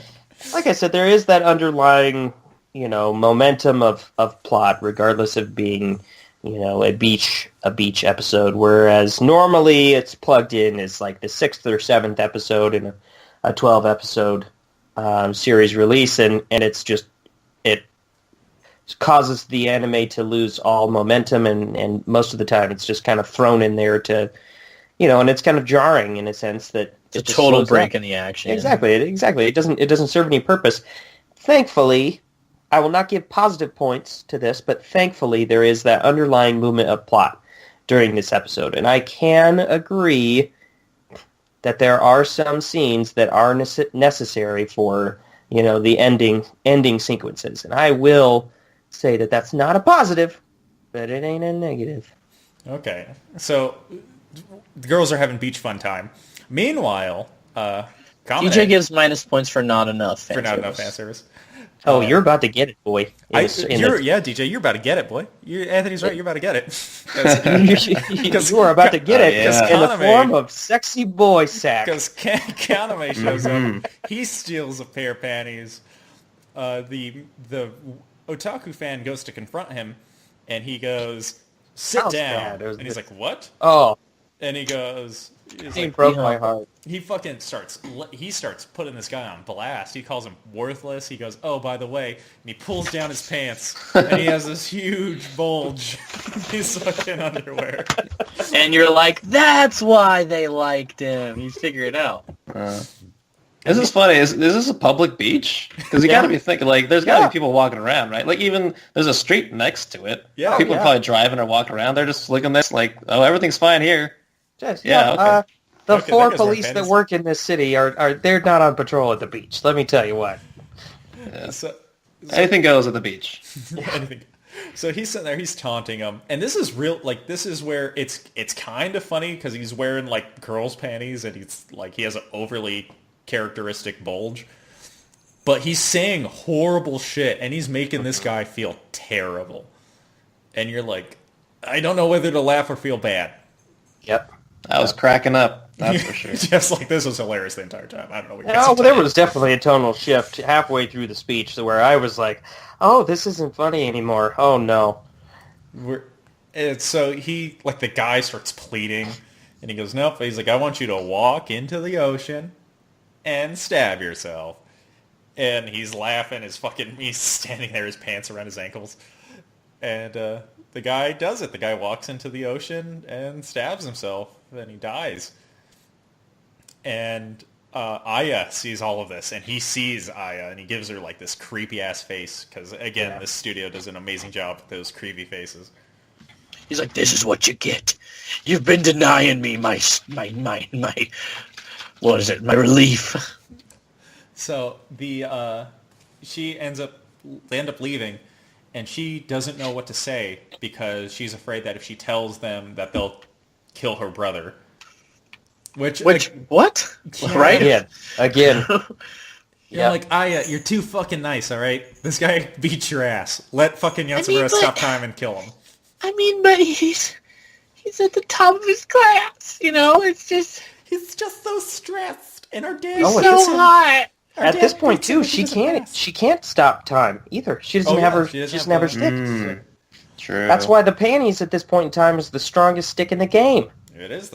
Panties are they call me. Yeah, and Aya also probably knows that once they are introduced to the brother, they all just get instantly seduced, so... Oh, yeah, she's like, I can't let this brother. He'll just, boom, He's got pregnant. the secret. That's what she was really worried about. Mm-hmm. So... My brother's just so hot. Nijimi figures that Kaname stole those panties for her, and so she meets up with him. In the next episode, she meets up with him. Oh, I forgot, what's her name? The mind reader. Yeah, Kiyoharu reads Aya's mind, and she finds out that Aya does that. Finds out that Aya knows that her brother has it. And she doesn't tell anybody because she goes with, well, girls have to have their secrets. And I think this is what was referring to when, like Jeff said, that she kept it a secret that she could take over people's bodies. So I think that's where, like, she's like, well, girls have to have her secrets. So I think that was a little foreshadowing to her being able to take over people's, like, she has a secret as well. Right. You know, and maybe this in part, you know, was her trying to formulate a plan on how to actually beat him. Yeah. Mm-hmm. So they end up going back, and Nijimi ends up meeting with Kaname, and Kaname like cuts away because Kaname is like, "You're my," and then it cuts away, and it shows them in Nijimi's penthouse. Oh, it also shows the girl who can power herself up leave the bus, and this is where I forgot, somebody goes like, "I always wonder where you run off to," or whatever. I think that was like, I think it was another girl, because that was hinting that the trap was already taking control of her. Mm-hmm. And so she ends up leaving the bus to like disappear. And this is where it gets fucking dark, because Kaname starts telling Nijimi that he was using her to get the stick and get information from her. And Nijimi just starts pleading for her life. She's like, "Please don't do it. Please don't do it. Please don't make me kill myself." Like that. And he goes, "You know what? Yeah, I don't need you." And he throws her a rope. And he goes, "Take the rope." And boom, then he gets punched in the fucking throat. Like, close. I was like, retribution! I'm like, yes! Yeah, that should have instantly killed him, too. Yeah. Absolutely. She's, like, enhanced and everything. She gets... He flies against the wall. And it's, it's revealed that that the mind reader is taking over her. And before... and then he goes to say, well, go to the person who's controlling you and then he gets punched in the face by her. And you're like, oh, okay, so they're just going to kill him before he says anything. Like, I was like, oh, this is fixed. This is pretty easy. It's kind of fucked up that we wasted. Oh, never mind. She's getting choked out by Nijimi. Yeah. And it finds out that Kaname has left basically a little hidden order in Nijimi to like protect him if someone like attacks him. And so this gives him enough time to tell the enhanced girl to go and kill the mind reader, and she just is instantly back, and she stabs through her. And I'm like, at this point, I'm like, okay, so this is where we start losing the new girls, because Kiharu's dead. She just got punched through. Mega fisted. She just got fisted into the death. So they end up taking Kiharu to, because everyone else is at Sayuki's house. So they end up taking Kiharu there, and they reveal that Kaname is on his way. And Kaname takes out all the guards, I imagine, by telling them to like beat each other up. Mm-hmm. Something like that. Yeah, something. He told them to lay on the ground and pretend they're dead. Lay on the ground, pretend you're dead. For the camera. So that he goes inside, and the girls go to try and stop him, but he makes them all sit. Oh, they also Aya also promises that no one else will die, which is like a flag for anyone around her. And she heals. She uses the box cutting stick to heal up Kiharu. So Kaname shows up with Nijimi, and they start stealing all the girls' sticks, and he fucking is bullying Aya, like kicking her in the stomach. Oh, and also he drinks Aya's blood because Aya is still powered by the stick, so he can heal his wounds from earlier. Anyway, Kiharu ends up snapping Nijimi out of her trance, and Nijimi gives into her anger issues and goes to attack him. And we also find out Nijimi's backstory, because everyone has a horrible backstory in this, and Nijimi is no different. It's that her father killed himself due to crippling debt. Yeah, from the Yakuza. Yeah, and I'm like, ooh, that guy is heavy. That guy is not Kokoro. I'll tell you that much. That guy isn't. He's not like, oh, no.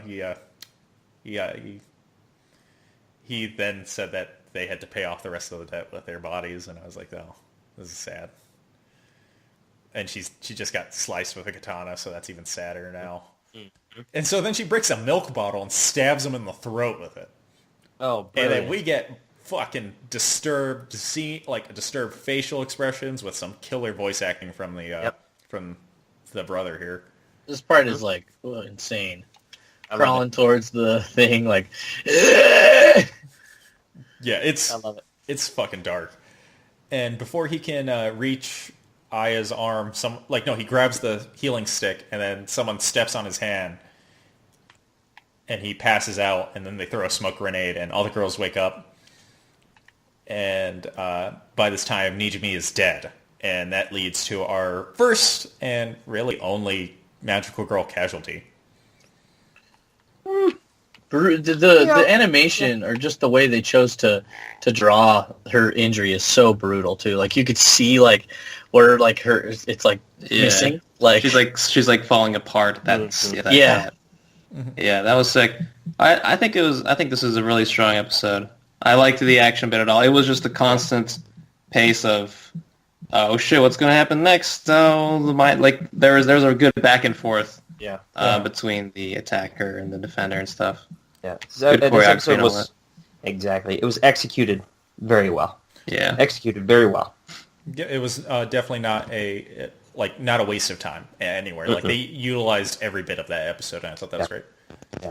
Did you feel like Nijimin's death was how do I want to put this?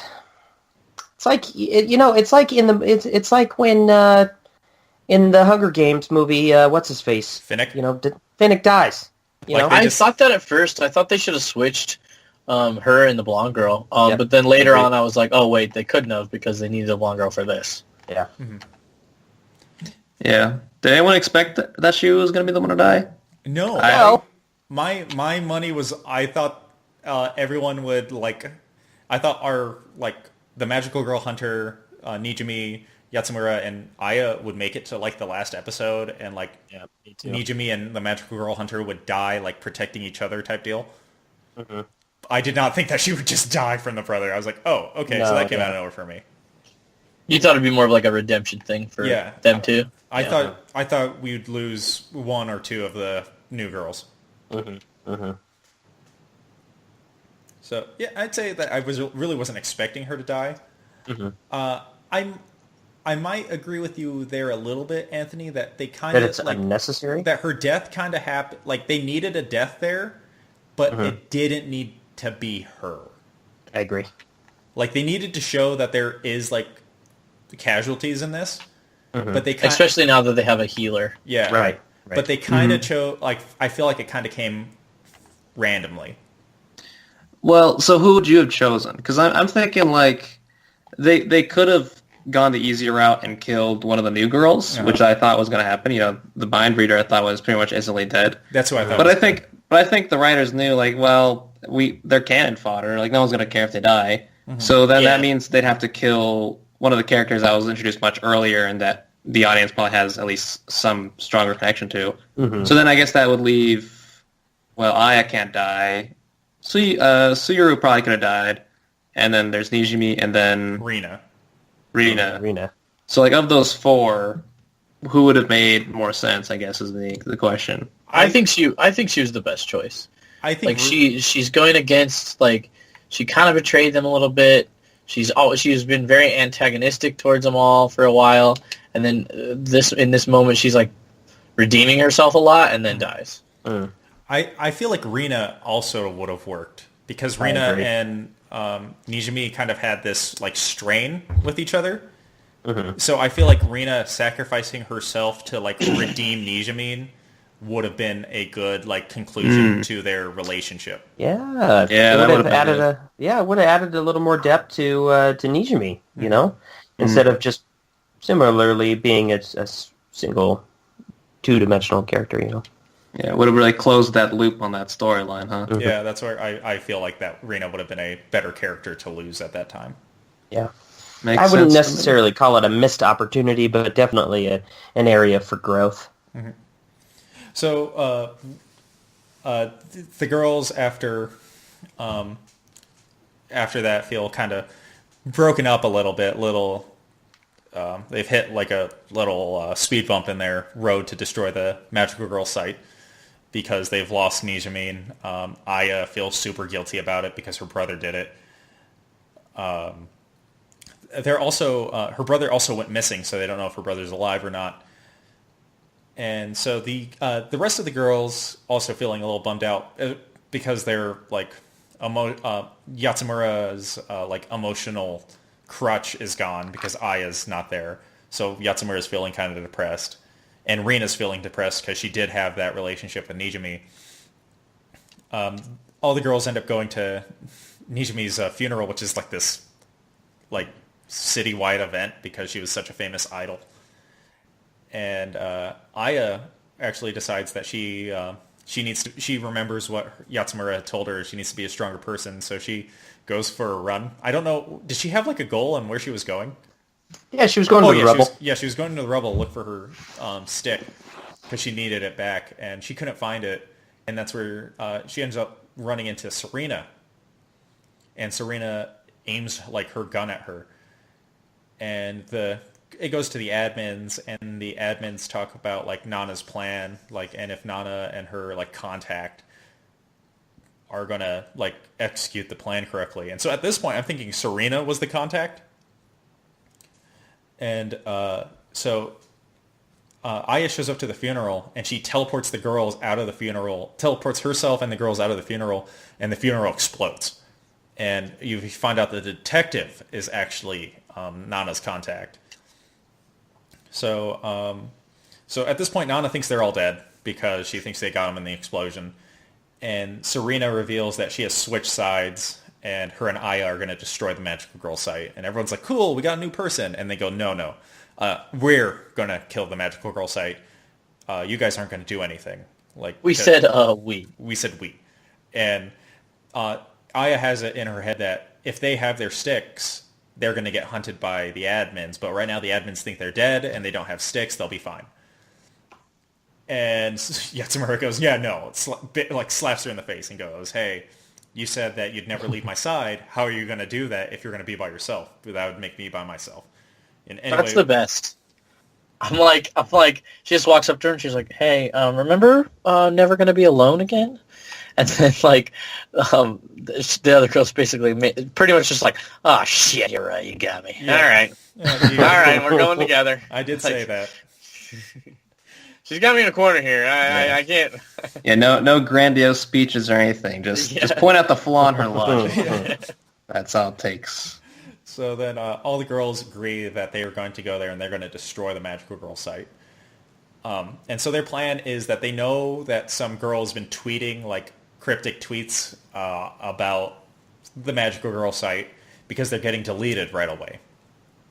And they figure out that she's going to get a stick soon. So they are stalking her house and her school in hopes of catching an admin about to drop off the stick. And we actually have seen this admin quite a bit. It's this girl wearing this like weird mask thing. Looks like she's whistling. Like Yeah. Yeah. So she she shows up to the middle school where the team of Yatsumura, Aya, and Rina are waiting for her. And Rina jumps out and tries to smack her before she can drop off the stick, and she actually ends up cutting off her leg with the hammer. And the admin proves to be like a force of nature there. She's fucking up like Rina in the fight, and Yatsumura and Aya are getting fucked up just by standing near proximity, like debris falling on them and shit. And so the admin actually stops fighting Rina because Rina's injured and sees that the other two girls are pinned by debris, and so she goes to kill them, and Rina reveals that I have multiple sticks from my time as a Magical Girl hunter, and so she shocks the admin to like stay in position. Aya teleports her to the roof where Serena's waiting, and she fucking kills it with her yo-yo, which is like apparently the best fucking weapon. One of the best magical sticks in the Turns game out right she now. is a yo-yo master. She is. They did not give it to the wrong girl. She's fucking three-time national yo-yo champion. That's why she was so upset that she wasn't telling her thank you. She's like, does she know who I am? I'm a 3-time national yo-yo champion. I'm the yo-yo ma of yo-yos. She is. The yo-yo ma. The yo-yo ma. So they end up killing the admin, and Kosumi and Mikari show up, the girl with the broom, and Nana reveals that, like, oh yeah, we planned this all along. Like, we were going to sacrifice an admin to capture you guys. And they also find out that the admin, like, loses its, like, demonic-looking presence and returns to being that of just a regular girl. And the other admin that we've been seeing is this weird, creepy samurai lady. And she attacks our other 3 girls to a point where the mind reader and the enhanced girl are, like, hiding, and it's just the samurai girl fighting one-on-one with, like, her and, like, a bunch of clones, which I really like. They're like, she needs help. Like, she needs Somebody help. should help her. Yeah. So, I'm like, what's interesting about that fight, too, is it still follows the attacking one at a time trope, you know what I mean? Like, she has a whole army, but she still attacks with one clone at a time. What's up with that? yeah, she is only attacking one clone at a time. Playing with her food. And also the enhanced chick, I'm curious as to why she wasn't of more help in that one, because you'd think that she could just outspeed all the clones and zip around them and punch them all in the face or something. My idea. Oh wait, she got jumped, right? Yeah, oh, well, she got cut right away. Yeah. So yeah. My belief was that, like, she had an injury halting her, and, like, going up against a person who's skilled with a weapon, like, barehanded, you're kind of at that disadvantage where, like, that's true. You can't really hit them because they can block and hurt you back. Mm-hmm. Mm-hmm. So I think she tried to help at first and got taken out pretty quick. And so it was just one-on-one with the girl with the sword. And so they tell Mikuri to go help the other girls. And Nana ends up destroying Yatsumura's phone, which I thought here was a play. I thought, because Yatsumura had her hand in the pocket, so I thought Yatsumura had her... I thought they used the camera to turn something else into looking like the phone. So I thought her phone was in her pocket. A good throwback. That's pretty smart. But no, her phone gets destroyed right away. And then Nana ends up firing a bunch of finger gun blasts at them. And Yatsumura reveals that the thing that was actually in her pocket was the Squarespace. The Squarespace. Yes. So she does that, and she actually reaches for the yo-yo at the same time, and she ends up cutting off one of Nana's arms, and creating this force field so no one else got hurt from Nana's blast. But she got fucked up. Like, she got hit by a lot of shots, so she ends up sliding against the barrier, and she ends up dying because succumbing to her injuries and dies. But then we kind of cut to the admin table, and Yatsumura's there, and they have decided that Yatsumura is a new candidate to be an admin because they have to replace one now. Bum, bum, Like, whoa. Yeah, taking another page from the Madoka magical book. You know, the magical girls are actually the bad guys. Yep. They become the bad guys. They become the bad guys. So we're hitting the finale at this point, and so this is where Nana kind of breaks down the whole Tempest and the King. Like, the King feeds off the negative energy, and the world will cause the Tempest, the global storm that will erase the evil from the world, and the strong will survive, all that jazz that we talked about earlier. So, like, the new half-admin corpse of Yatsumura shows up and attempts to kill Aya and the girls there, and Aya teleports Serena, and Serena got shot up too. Teleports Serena, and Kosumi somewhere else to fight Yatsumura one-on-one. And she ends up running away and just basically teleporting herself away from Yatsumura through this fight. Before we go in depth on that, because that actually leads to the finale, let's go ahead and let's talk about the other fight that's going on, and that's the samurai girl and the broom girl versus the samurai admin. Yeah. And this is something I really like here. because they like the entire time I'm making fun of the of the broom girl, because I'm like, you're pointless. You're the fucking worst ability. Like, you're one of the worst abilities, and they use her to like act like good advantage here. Like, they end up outrunning, like, they pick her up to run away from the site admin, and the site admin fucking, like, Kage no fucking, like, clone jutsus herself into, like, a fucking giant snake, like, series of snakes, like, series of her made of, like, a giant snake of a bunch of her. I can't even talk right now because I'm so... Jake's so excited. It's a site admin He's so excited. I'm so excited because this is something I've talked about that you could do with clones. Like in Super Fight, like whenever I get the card that you can make infinite clones of yourself, I'm like, this is what I'm talking about, where you can make giant snakes of yourself. Yeah, like like in that Matrix game, the Andersons do it. They make a giant Anderson out of Andersons. Yeah. So like that's really cool that the site admin's doing this, and so they end up flying to the top of the tower because the storm's happening. And the samurai girl goes, I know what we needed to do. Like, you need to take me up to that tower where the lightning's at. And so she jumps to the top of the tower, and then they tell her, like, good luck. Like, I'm going to call her Witch Girl. Witch Girl tells her good luck. And so then she jumps off the tower, and as she's going there, and this is something that's bothered me about her fucking stick, is that it's a stick that cuts through, when it cuts through anything, it hardens it. And I'm like, I don't get what that fucking means. Like, yeah, me either. Yep. I'm like, that. What does that mean? And so as she's going through, she cuts the lightning, and this is how I interpreted it: is that she cut the lightning, hardening the lightning, coating her sword in lightning. And the lightning is like makes her sword kind of like a giant lightning sword too, as she's falling onto the clones. Yeah. Yeah. So that's what it like. So she cut the lightning, it hardened the lightning, made it become part of her sword, and then she hits the clones with it, and it fucking chains all the way down to this, like DJ said, clone centipede. Ooh, very back clone. Yeah. Kills all of them, and as she's like flying away from the blast, she just sticks her arm up in the air, and the witch girl catches her, and I'm like, I fucking love that scene. That's a really cool fight. Yeah, that was awesome. Yeah, that's a creative use of a sword. I've never thought of making a weapon that way. Mm-hmm. You harden whatever you cut. Yeah, that doesn't make sense. Mm-hmm. Well, if someone cuts you and it hardens, that's a bummer for you, man. Yeah, like how are you gonna heal? Yeah. Unless you have a blood healer. I mean, come on.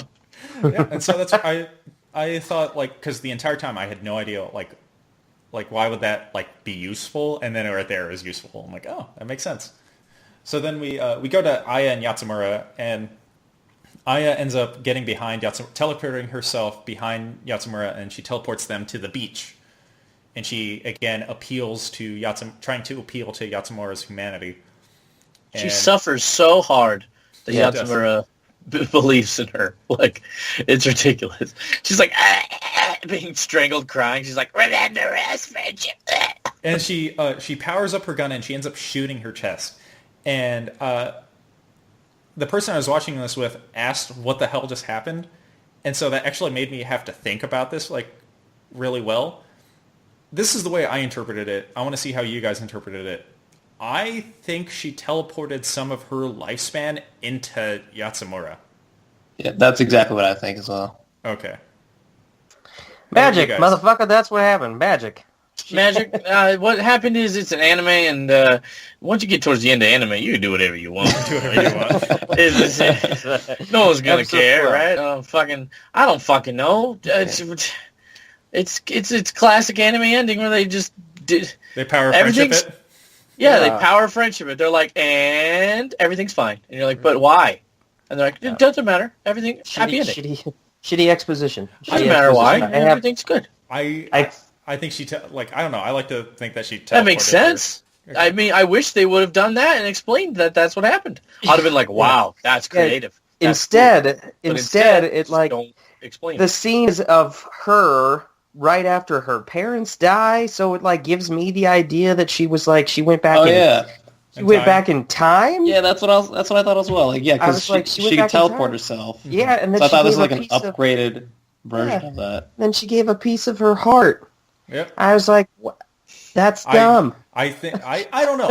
I think I agree with Jake. It's a creative way to show her giving some of like very metaphysical way of to show her giving some of her life energy to the girl. But I mean, I wish they would have just said it instead of leaving it. Right, because at that point, like the way I interpreted that she's approaching her younger self is that at that point she thought her life was over. And so it's like, well, here I'm giving you more. I'm giving you a reason to live. I'm your reason to live. Here, you have more life now because of me. Type Man, this anime is deep. I take back what I said. You're like, this anime is what? It's going for the deepest thought anime award. No, So that's the way I interpret it. They end up killing Nana by putting Nana in front of a train, like we saw originally. What the fuck? And they, they showed that these girls can be killed by stuff. Yeah. And so they agree to, they state that they're going to help every magical girl and they're going to defeat, sadness. And it sets itself up for a season 2. Oh, absolutely. Right? The girls are, our surviving girls are all together. They're all cheery. And, well, not cheery. They're still a little depressed. They live in a sad world. Yeah. But they're a little less sad. And then the admins are like, well, now this is something that we'll have to take more seriously. Like, these girls, we get that fucking Biggie Smalls admin. Yo. Fun fact, one of the admin is voiced by that, that fake YouTuber. Do you guys know that? Kazuna AI? What? Oh, the robot? Yeah. Yeah. Really? Okay, that's interesting. One of the admins. She's getting work. Yeah, She's also getting her own anime, too, if you guys don't know. Oh, man. Yeah, so... Blowing up. So I was like, that's weird. They still need that one final sperm, so the show's going on. Yep, they said, here comes a season 2. And so... And Queen, King, magical girl. It's a girl, but it's a king. Who knows? Yep.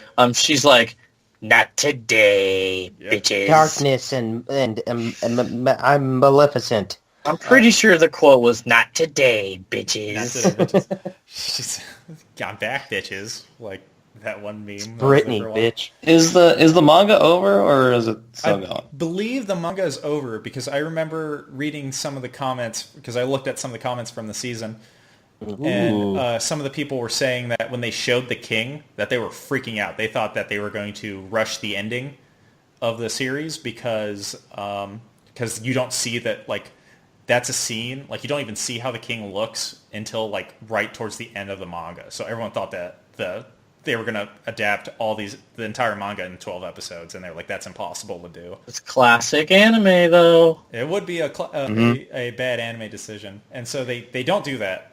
They don't adapt the entire 12 episodes into they don't adapt the entire series into 12 episodes. So I believe the manga is over, but I don't know if there's going to be a season 2 of the anime, which is going to be a question I have here, because we rarely watch an anime that has a sequel. The only other time that there was an anime with a sequel was Diabolical Lovers, and I think we all know the answer to the question if we'd watch the second season of that. Oh, yeah. Season 2, baby, is the answer. Me.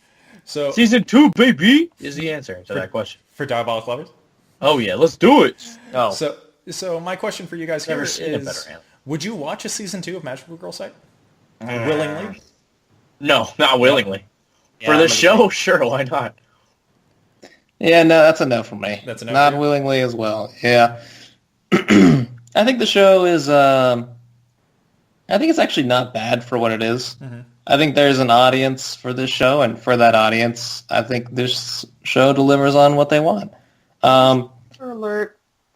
Yeah, it's... I would say it's competent for sure. I think it's very indicative of a show made by a studio and a director whose first time it is making their own show, which makes sense because you described that. This is the director's first time actually directing a whole show, and it's the first studio's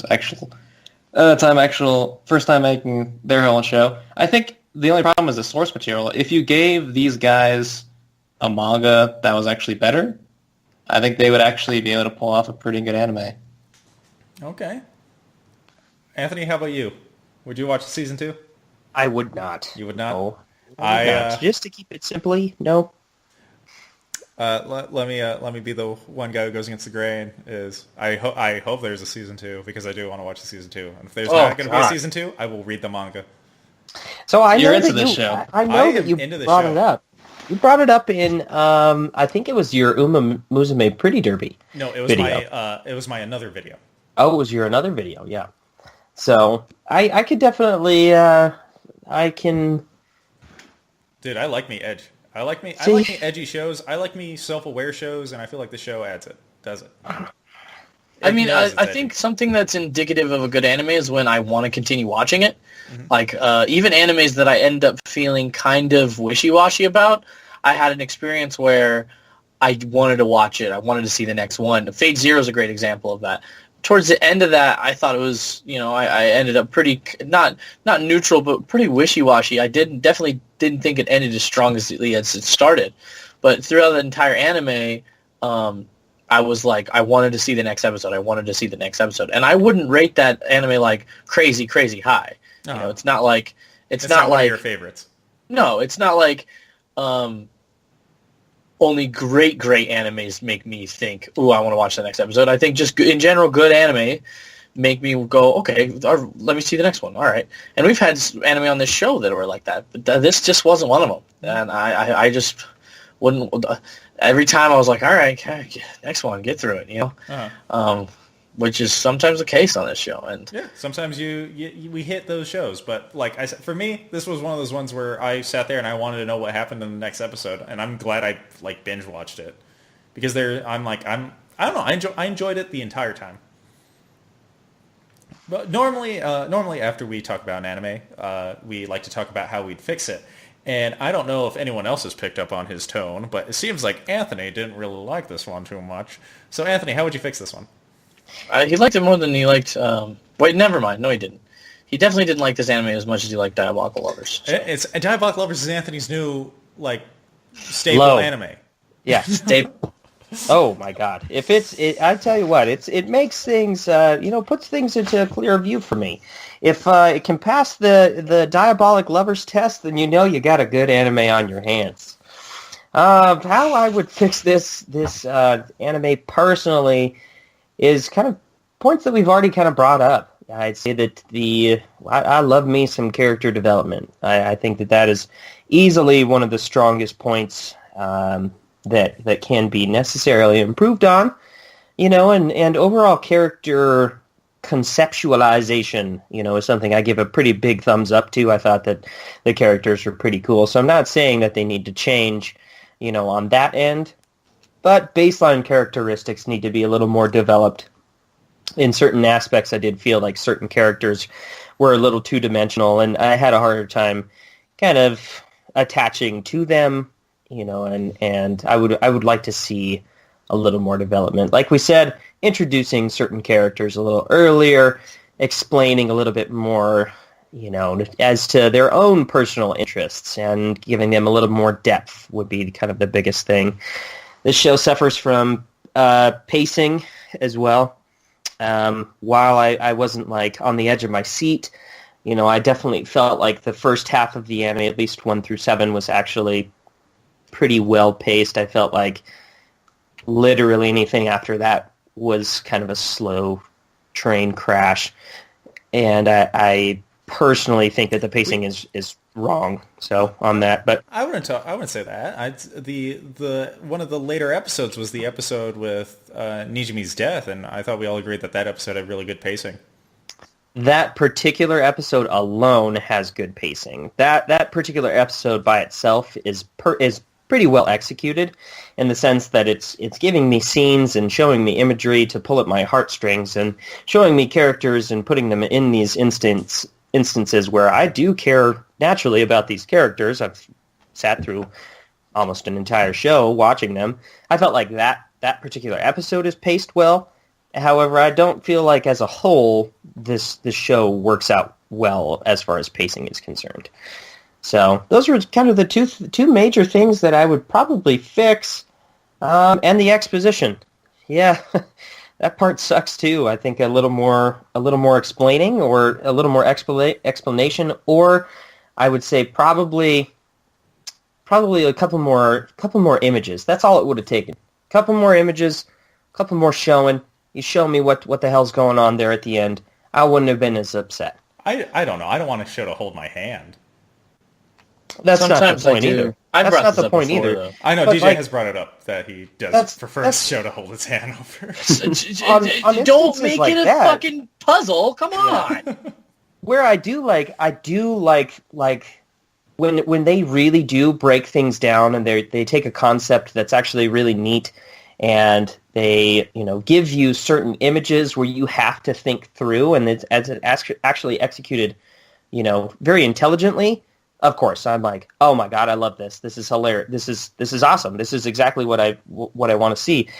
However, in this instance, I don't think that it was executed in a fashion that's going to conducively point me into the direction of saying that's what was going on. I understand when a this show or a movie ends and it leaves you thinking about it, you're like, whoa, wow, like that it's was... Inception. You're like, that's really cool. And it's the type of show or movie that's supposed to do that. You're like, wow, I'm gonna look up theories on this. I'm gonna really think about this. That's really cool.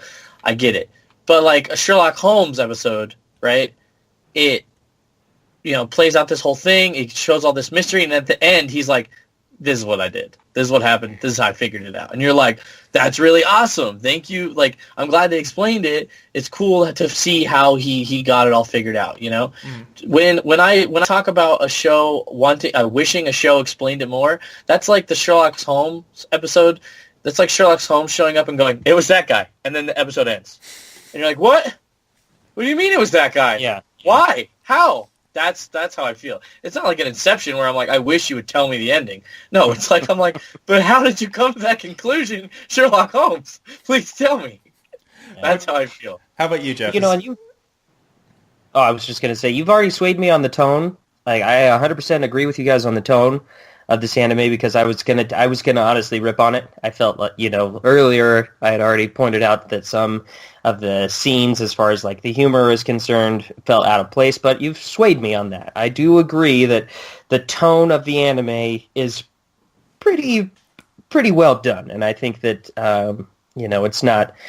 it's pretty forthright in that sense where it does know its identity. It's not having an identity crisis. It's one of my favorite terms to use. So. And pacing is too. Yeah. All right, how about you, Jeff? Is there anything that you would fix, or how would you fix this? I honestly think for the most part it's fine the way it is. I think it's just not for me. Okay. If I had to fix anything, I guess it would be doing a little bit more work for the Rena, the pink-haired chick, and the red-haired chick, Serena. Mm-hmm. Doing a little bit more work on making me believe that they're actually redeemable, yeah. But then again, now that I think about it, maybe it doesn't actually matter because, I mean, they're doing all this in the name of self-preservation anyways. Oh. So I think it's perfectly reasonable that, maybe they're just not redeemable. Maybe they're bad guys, but, they're legitimately working together because they have a common interest, and that is saving their own asses. So maybe that's not even required. I just accept it because they're Vegeta characters, especially Rena. I mean, I just feel like I feel like they do too much in one season. In the fact that they introduce a lot of characters really fast. They introduce these concepts rather quickly, kind of obscure stuff that you're just getting the hang of before they move on to something else. So I think maybe giving themselves a little bit more time by cutting out some fluff would have been good. Other than that, I think my biggest gripe is that I thought it was going to be something different in the beginning. But that's not a gripe with the anime. That's just a gripe with how they presented it to me. Uh-huh. And that's just how they presented it to me. I'm sure it's presented to other people in a different way. So I think that that's not that big of a gripe. But for me, I was disappointed that it wasn't what I thought it was going to be once it first started, and I think it does moves a little quickly. I think they could have used a little bit more time. We run into that a lot where a 12-episode season is not that long, and you really got to make really good use of your time. But yeah, that's all I got. Okay. Yeah, and that being said, I think they did the most. I think they did the best with what they had actually, and yeah, I think it's fine. I think I wouldn't improve anything on it. I can't think of anything outright. Okay. For me, I think the only problem with it is that it sets itself up to be a 24. I think there's no way I think it's going to go over 24 episodes. I think it's a 2-season anime at best. But I think it sets itself up to be a 24 episode anime, and we only have the first 12 episodes. And that's that's the only thing I see a problem with it, is that like I figure that these girls who didn't die, who I thought were going to be cannon fodder, get more development later on because they survived, if it works like a show should work. And so that's how it leaves you a little unresolved in that aspect. So that's where I'm forgiving of the characters not being that developed in this, because I see it as it's meant to be 2 seasons.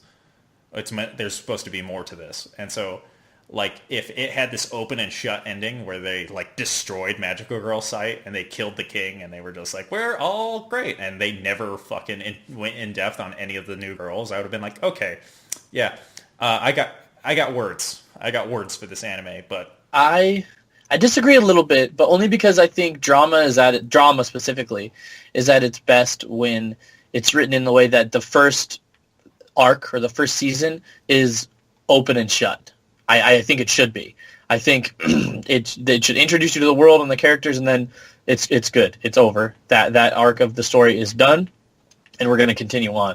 I mean, you can introduce things that come into play later, like the guys, like, I don't know, I can't think of an example, but like Star Wars is a good example, right? He destroys the Death Star, the rebels win, but Darth Vader isn't dead. The Empire's still around, but that's absolutely an open and shut movie. They win.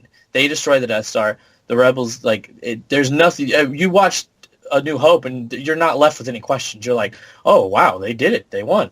Wonder what there's no big gaps. There's no big lapses. It's a very open and shut, and I think that's when drama is at its best for sure. Okay, I can see that. Oh, something I did forget to mention in the recap of the series is that Kaname is alive, and he was captured by the detective who has a bunch of Magical Girl items. Oh, yeah. Then Totally got him. Boy love. A little bit of boy love. Sodomizes him. Mm-hmm. Or does he? Maybe he just pinches him in the butt. He's really like, hard. He's like, no. Oh! That's how I sound when people pinch me in the butt. He marks him bad on a grade. He's like, he writes A and then he writes a minus next to it. And he's like, no! That's probably what happens. That's right. So I think we've gone pretty in depth in this anime. We talked a lot about it, and we dove in really. I forgot to say the catchphrase. Oh, I'll have to remember that next time. Just dub it in. You can still say it. I'll say it. I'll cut this. I'll record it somewhere else. Let's dive on into, and I'll have to cut this whole part. Anyway, so we are going to go ahead and exit the spoilers, and we will go ahead and do that now. Welcome back. If you skipped the spoiler section of the podcast about Magical Girl Site, I highly recommend going into it. We really, as DJ said, dove deep into that one. Oh yeah. After we talk about spoilers, we like to give our spoiler-free reviews and ratings, and I'll go ahead and explain the rating system. Jeff, are you familiar with it? All right, let's see. There's recycle, find, and then is the worst one just trash? Yes. Fuck, the fucker nails it his first try. God damn it. Yeah. I watched the show. Hey! Yeah, I'm on the show. I can't remember the goddamn rating system. We got... If you go back and listen to some of them, I fucking fuck it up so bad. Fix it up. All right, so like Jeff said, that's your thing. It's your shtick. That is my shtick. Like Jeff said, we have 3 ratings. We have the first one being trash, which is anime has no redeeming qualities to it. It's pretty garbo. And if it's on your plan to watch list, go ahead and take it off. It's not worth the watch. Then we also have our second rating, which is the recycle bin, where there's some merits to it. Maybe we don't personally like it, but it is good, or there is an audience for it. If it's on your plan to watch list, go ahead and give it a watch. And then we have a find, and that's an anime that we decide is good, has a lot of potential to it. If it's not on your plan to watch list, go ahead and add that right to your plan to watch list right now. Like Anthony would say, stop what you're doing and give that show a watch. He does say that. Hey, if you're not watching it with us, go ahead and start watching it with us. It's stealing my sunshine. So, Jeff, since you're our guest, you can go ahead and go last. So, Anthony, how about you start us off? Okay. So I was gonna put this anime in the trash, and here's why. As far as a show that introduces you to magical girls, I've seen shows that do it better. As far as a show that's supposed to have that lighter comedy tone, and involved with kind of some morbid scenes, I've seen shows that do it better. As far as a show that's perfectly paced, there's no such thing. When it comes down to the content and the conceptualization of this particular content, I've seen shows that have done it better. Specifically, Madoka Magica checks all of the boxes that we literally talk about during pretty much the majority of this review. Thankfully, the few positive points that I will give this show is that it does take a very edgier tone, and I will say a necessary directional shift in as far as tone and imagery is concerned that I think is definitely used for the positive.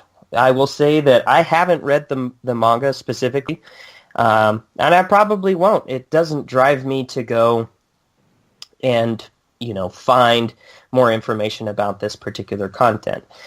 As far as the show is concerned, Magical Girl Site does a very good job of skewing this aspect of a utopian society and almost dystopia, where these magical girls are given these items to, rid the world of all the malice and everything else like that. Where, as far as the concepts go, they're pretty neat. They're okay. It's a pretty interesting concept. It kept me engaged for the first half of the anime.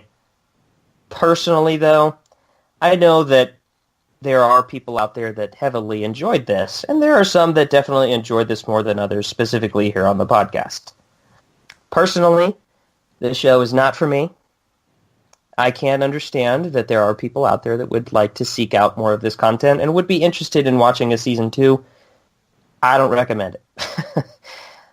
However, I do understand that people should be interested in this content. Therefore, for me, it's going to be a recycle bin. Recycle bin. Way to give into peer pressure and not throw it in the trash, Anthony. Okay. I stand by it. I was waiting for Anthony to do a retort. I stand by it, honestly. I was really, really close to putting it into the trash personally, just because I can understand where the merit kind of comes from all of the anime reviewers. It's not the fact that it's an edgy show. I can definitely get behind that. All things considered, we're literally in a season of edgy shows right now. We are. And I would say that if you thought that this was edgy, motherfucker, I'm going to take you on a time travel trip, man. I'll take you from the past straight to the future, episode 1 of Goblin Slayer, and then we can fucking talk about this show being. Then we can talk about this show being edgy, And there are specific shows that we reviewed previously. The show that we did review previously, that show is ridiculously edgy. That one. Teacher's like, yeah. You talking about Diabolical Lovers? Angels of Death. Angels of Death. Angels of Death. That sounds edgy. Yeah. I would say that.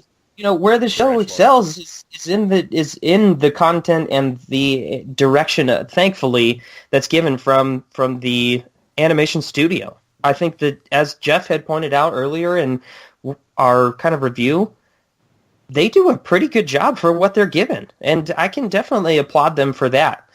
Had they been given content that was, set on a higher level, I think that they could have produced a pretty quality anime, and it wouldn't be in the recycle bin. But I agree with that too. They made me interested in premise that I just was not interested in. In fact, I was kind of felt cheated a little bit out of the premise that I thought I was getting, and then over time they pulled me back into it. So I think that's definitely a testament to them for sure. Mm-hmm. So DJ, how about you continue on and you go ahead and tell us your rating? Yeah. I overall I think it's fairly strong. I mean, I think what really bogs this anime down is just a whole bunch of little stuff that could have been improved on. Plus just the content in general, like we were saying, the manga, if they were given a better manga, it might be better. I think that's just the content in general is kind of weak, kind of something I'm not really into. But one of the biggest gripes when we were talking about it when we first started, before we started watching it, Jake said that people said it was too edgy and it was over the top and it was edgy without purpose. And that's definitely stuff I don't agree with. So if that's one of the reasons you didn't watch it before, definitely don't. I don't know. You shouldn't take my word for it, but I don't think it's too edgy at all. I think it's edgy because it makes sense with the premise, and they go pretty brutal with it, but it's nothing too over the top where I wouldn't want to continue watching it. Never was offensive or anything like that, although it is kind of tough to offend me. But other than that, I wish they had a little bit more time with the first season. I was left with a little bit of unanswered questions that I was kind of sour about. But overall, I think it's a pretty strong show. I would definitely put it in the recycling bin for sure. Cool.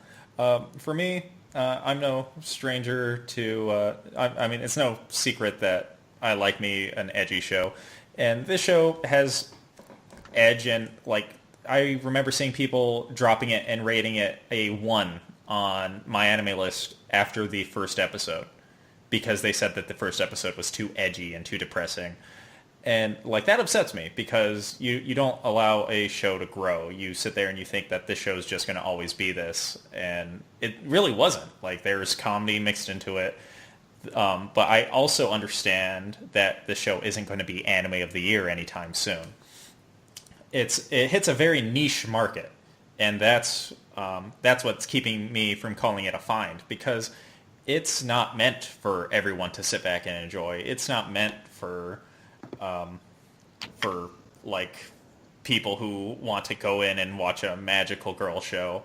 No, it's meant for people who saw Madoka Magica and went, I wonder if it's possible they could go darker. And they do. They make it darker. They make it more edgy. It's this show, and the characters are somewhat realistic to a point where you actually start understanding this is depressing. You start to feel for the characters, and Jeff actually during our recap of it really helped me appreciate the show more by just pointing out things that I threw to the side for just being edgy, but he called out and brought reason to it. And so for me, I personally enjoyed the show a lot. So it's definitely meant for a market that that's aimed at me. And so I'm putting it in the recycling bin because, again, it's not a great anime, but it definitely is made good enough to satisfy the audience that it's made for. Okay, Jeff, take us home.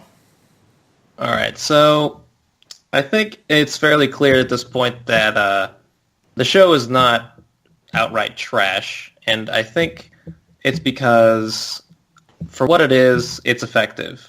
The animation, the writing, the directing, it's all done by very competent people, and that to me is very obvious.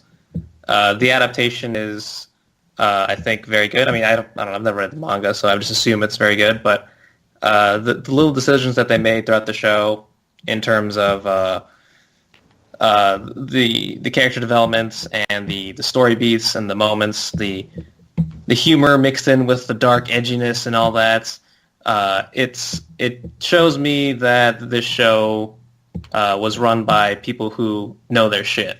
So it's not trash. It doesn't make any like stupid, obvious errors and stuff like that. So it's not trash. That being said, for me personally, it's not great either. It's not a find. It's not going to be a show that I'm going to watch again, or it's not even going to show that I'm going to recommend to anybody. But that being said, it's good for what it is. It's good for people who want something that a little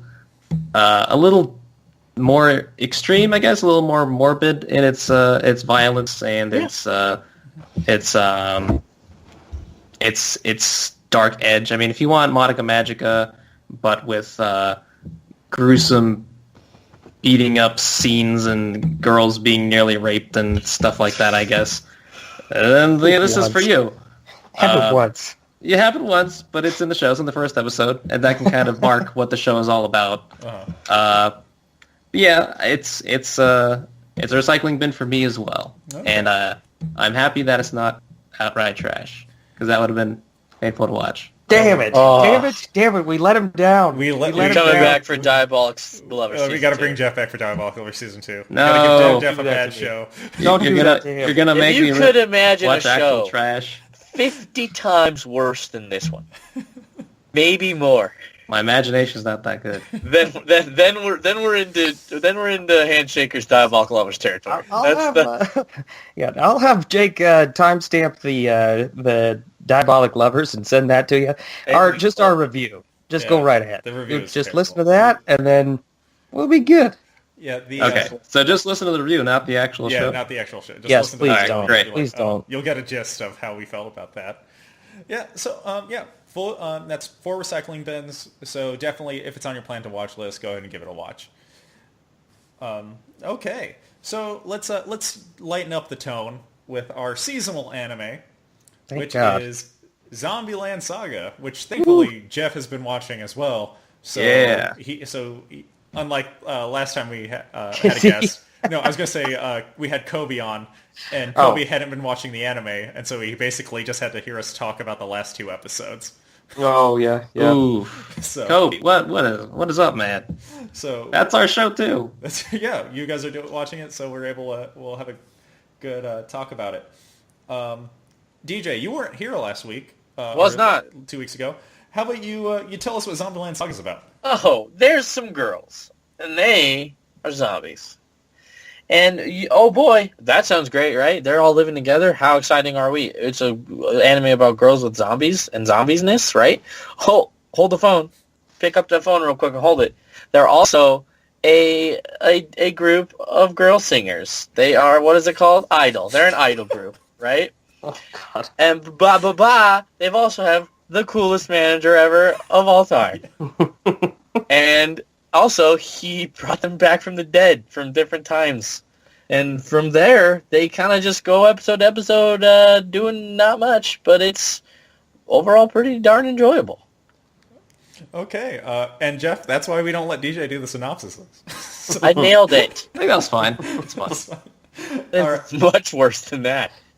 So we're going to go ahead and we're going to throw up the spoilers for episodes 4 and 5 of Zombieland Saga. So go ahead and skip there if you don't want to get spoiled on those 2 episodes. Okay, so Jeff and DJ, you guys weren't here our last podcast, but I asked this question: who's the best girl? Is the manager? Can I pick the manager? Fucking favorite. No, you can't pick the manager. We know. Well, he's default He's like best me when girl. I'm coaching. He's default best girl. I'm talking about out of the idol girls. Who's your best The girl? actual performers. Yeah, the actual performers. Who's your best girl? I'd have to go with the. I don't even know her name, but she's the girl from the Meiji era. Yugiri. Yeah, I think Yugiri. that's her name. Yugiri. Yeah, she's Is that the actually one got that to be wears like best a girl. kimono? Yeah. Yeah. Best girl. She's Yeah, classy. she's best girl. Classy. She's classy. She's got the biggest boobs. Mm-hmm. See, that's important. That is important. You all don't know that. You guys are just upset. Which that one's the most? What's it called that Jake loves? Tsundere? Tsundere. Yeah, that's who you like. That would be the idol. Sakura. Is it No, Sakura? no. That's the young idol. Shoot, what is her name? It was the idol that was in from the 2000s or something? Or The I? No, it's my... I. My favorite character is not I. My favorite character is a character who loves Saga almost as much as the manager does. Oh. And that is Saki. And Saki, yeah. You know, great choice. Oh wait, no, best girl, purple girl. Purple Girl? The one that's like an Tagamata. actual zombie. Oh, Tagamata. legendary Tagamata? Yeah. Mhm. The legendary. The legendary Tagamata. Why is she legendary? So I've been We don't know. I've been keeping up with your guys' discussions, Jeff. I haven't listened to your episode 5 one yet. But episode 4, we have the girls going into a hot spring, the hot spring episode. Heyo. You know, your standard hot spring episode, and sorry, let me get that. So they are greeted by Kataru, their manager, who starts this episode off with the... Is this the episode where he starts off with the good job, or he's telling them they did a good job? Good morning. Or he's telling them they did a good job. They did an okay job doing their gorilla show, but they were told... he tells them that they also did a bad job because he's awesome. Because they're broke. They're broke now. Yeah. And so he tells them that they're teaming up with a pharmaceutical company to sell this special like icy hot patch. I'm stealing that from your guys. I'm trying not to repeat the discussions that you had, Jeff. So You can repeat them, it's fine. Yeah, so I forgot what we said anyways. they get the icy hot patch like thing and it reinvigorates them. And so they go to they end up going on a trip. Reinvigorates. I don't know. They end up going to this trip. Going to the hot spring to perform, and Kotaro tells them to go practice while he goes sightseeing. And so the girls go, "Fuck Kotaro, we're gonna go sightseeing as well." And so as they're going around sightseeing, they kind of bond. They have a bonding moment, and I'm trying to rush through this episode because I really want to talk about today's episode. This week's episode 5. And so they go through the bonding. Kotaro actually sees them, and I want to bring this up. While he's talking to the pharmaceutical rep. Like, he's talking to the pharmaceutical rep, and he goes, "Yeah, they're practicing really hard." As they walk by, and the pharmaceutical rep goes to look out the window, and he grabs her face, and he goes, "Hey." Let's talk more about this deal. She's like, "You love me?" He's like, "Yes." And so they perform their dance there by putting on the patch on people. And this is where I'm a little upset, because Anthony and I were positive episode 3 was doing the bad CGI on purpose. On purpose. Oh, I was so disappointed. The bad CGI comes back. Yeah, so you guys hate it too, right? Yeah, Season 1 of I just don't. I despise it. Yeah. Well, I go ahead, Anthony. I was gonna say, at this point, I'm just like, please let it be just one of those Japan jokes. Just it's hilarious to people in Japan right now because it's a big play on to what is the idol group that they're playing on? It's like one of the largest ones.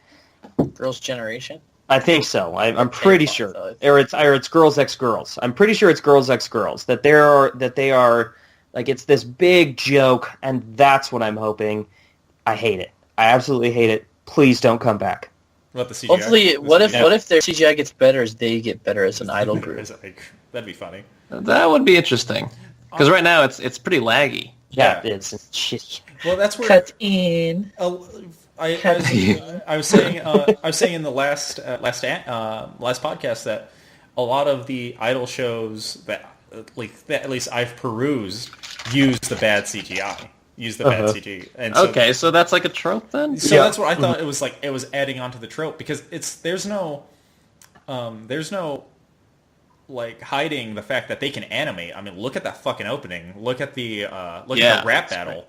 Like look at scenes in this show that are animated there. So it either is I continue to think it's a trope, it's a joke, or maybe they're spending so much money animating other shit that they were like, fuck the performances, and then they just went with the CGI.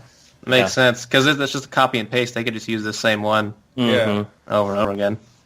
And like, because in episode 5 they don't do the exact same performance, but they're not CG in that. They're doing the chicken dance Thank goodness. in regular animation. And so I figure like either they didn't want to spend money animating their same dance over and over again, or it's a joke about them being an idol group, like being an idol anime. Okay, makes sense. But not only are these girls idols, they're also zombies, so we have to have some zombie humor in this. So a few of them. Thank God. So Saki, Sakura, and Junko sneak down to the hot springs in there because they're zombies. They have to hide that.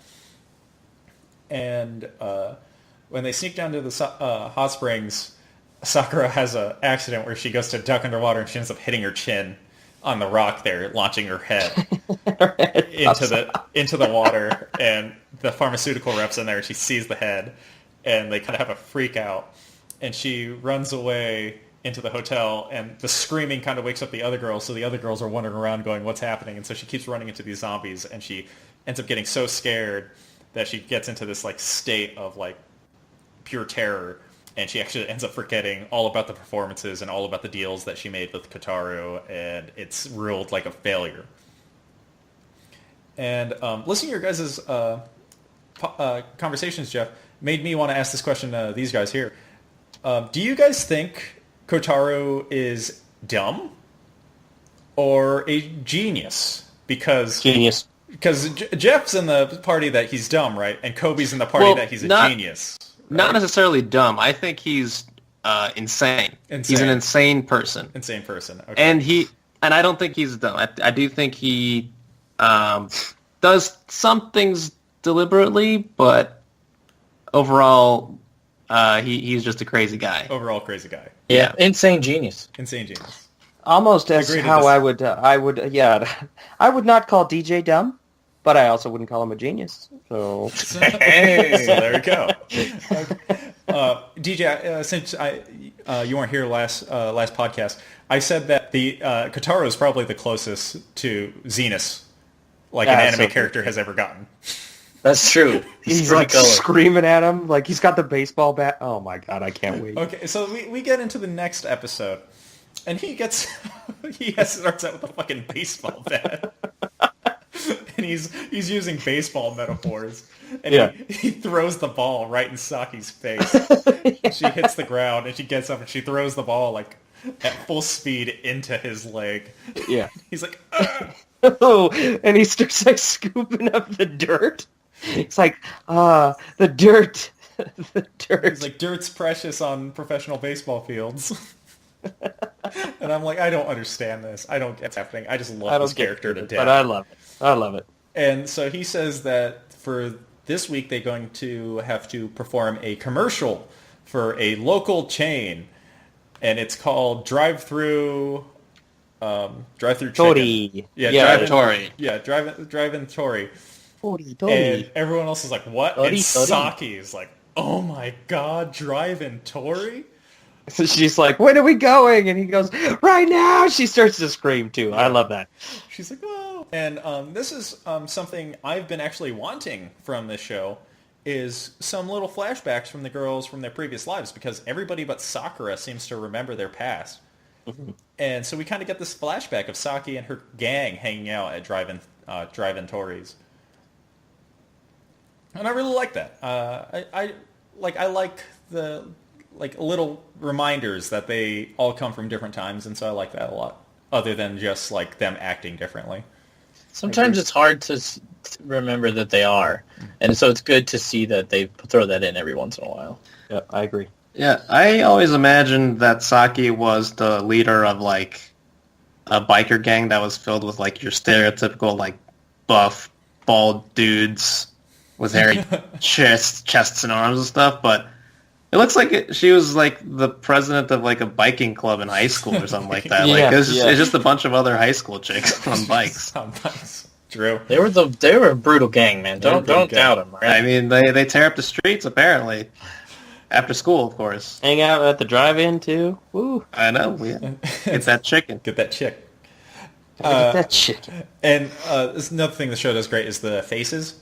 So they're eating. The restaurant decides to provide them a meal, and so they're eating there, and all of them are stuffing their faces because the chicken's so good. And I saw a screenshot of Sakura's face when she has like her mouth full, and it was titled "When the waiter comes and asks me how my food is." I'm just I'm like accurate. That's true. So relatable. I'm like, oh, and so Ty, who's still full zombie, just like eats a whole plate of raw chicken, and they're just like, yeah, she does that. Yeah. And he's just like, okay, that's weird. And the dude's like, chicken's not that fresh. Yeah, I like that. They then they go to shoot the restaurant's commercial, and they are wearing the cutest outfits. Just giant like chicken onesies or chicken overalls and hats. Yep. Mm-hmm. Yep. Some of them, they're baby chicks, but they look a lot like ducks. And so they do their own like chicken dance. And Can I just mention something real quick? go for it? Sure. There's also the mascot of the drive-in Tory, and That's this is a something real chicken. This is something that we discussed over in our review of it. Is I think that is an actual chicken-human hybrid, and not a dude in a mascot, because it's way too realistic. Yeah, because somebody says it. I think Sakura's like, there's a guy in there, and then he goes, chit, chit, chit, chit. Like he's that motherfucker. He's a chicken. Yeah, like we didn't hear him say anything. And also, if you look at the structure of the costume, okay, first of all, the way his eyes move is super realistic. Like it's not like a static mask. Like his eyeballs are moving around in there. And so if you couple that with the fact that there's actually like a long, thin neck in the costume, you're telling me that the dude's head goes through that, and then like his eyeballs poke out so much that it looks that real. It's not. No costumes. Just like Perhaps that's a chicken man. He's a chicken result of genetic experimenting, trying to make like zombie girls, giant chickens. That way, they could from the giant chickens they could get more chicken meat and stuff. So there's a whole farm of these chicken-human hybrid things. Yes, even bigger ones, and they just fucking slaughter them and just take their wings. Damn. I was gonna and they use one of them as a mascot? Yeah, he's the first. Ooh. I was gonna guess it was Sakurai's first attempt at bringing popularity to Saga was a giant chicken man. Just didn't work out. It's possible. Yeah, they know each other. They did. Hilarious. Speaking of hilarious, while shooting the commercial, Ty is just making zombie noises the entire time. And eventually they just they do so many takes that they realize that if they change the tone, like the tempo of it, I guess, they can get her to cock-a-doodle-doo instead of making zombie noises. And so they do that, and it turns out great. And they're like, oh, great commercial. The director gives them a thumbs up. The director's overactive assistant gives them a thumbs up. Hype man. The hype man's wearing a tank top that on the back says, I love Saga, and I kind of want one. It's hilarious. It's hilarious. He's like, every time the director yells cut, he's like, yeah! So everyone's like, yeah, we did a good job. And Sakurai's there, and he goes, but did you? Did you do a good job? Did you do a good job? Look how you're dressed. And they're like, he's like, what are you? And they're like, idols? And he goes, no. You're chickens. And Saki goes, you're right. We weren't chickens. And I'm just like, I love her so much. And so the best part is he runs up to the director. He's like, they could do it better. And then director and the guy are like, no, that last take was pretty good. And they're like, we could do it better. And he goes, I need you to go out there and gobble up the competition. And Ty's like, okay. And she goes right after the chicken-human hybrid. And they turn on the camera, and they actually add it to the commercial. And we get our first little plot seeds there, guys. I like to call them little plot seeds. Because somebody recognizes the idols. Mm-hmm. Then we get into the second half of the episode, which is another apparently Saga-specific event that Saki knows about and is in love with, which is the what was it called? The GAD Olympics. GAD Olympics, which is Olympics that take place in like mud. Yeah. And Kotaro gets them... Kotaro. Why do I keep calling him Sakurai? It's because I just recently watched Smash Brothers Direct. You watched the Nintendo Direct? Yeah, I did. Sakurai-san.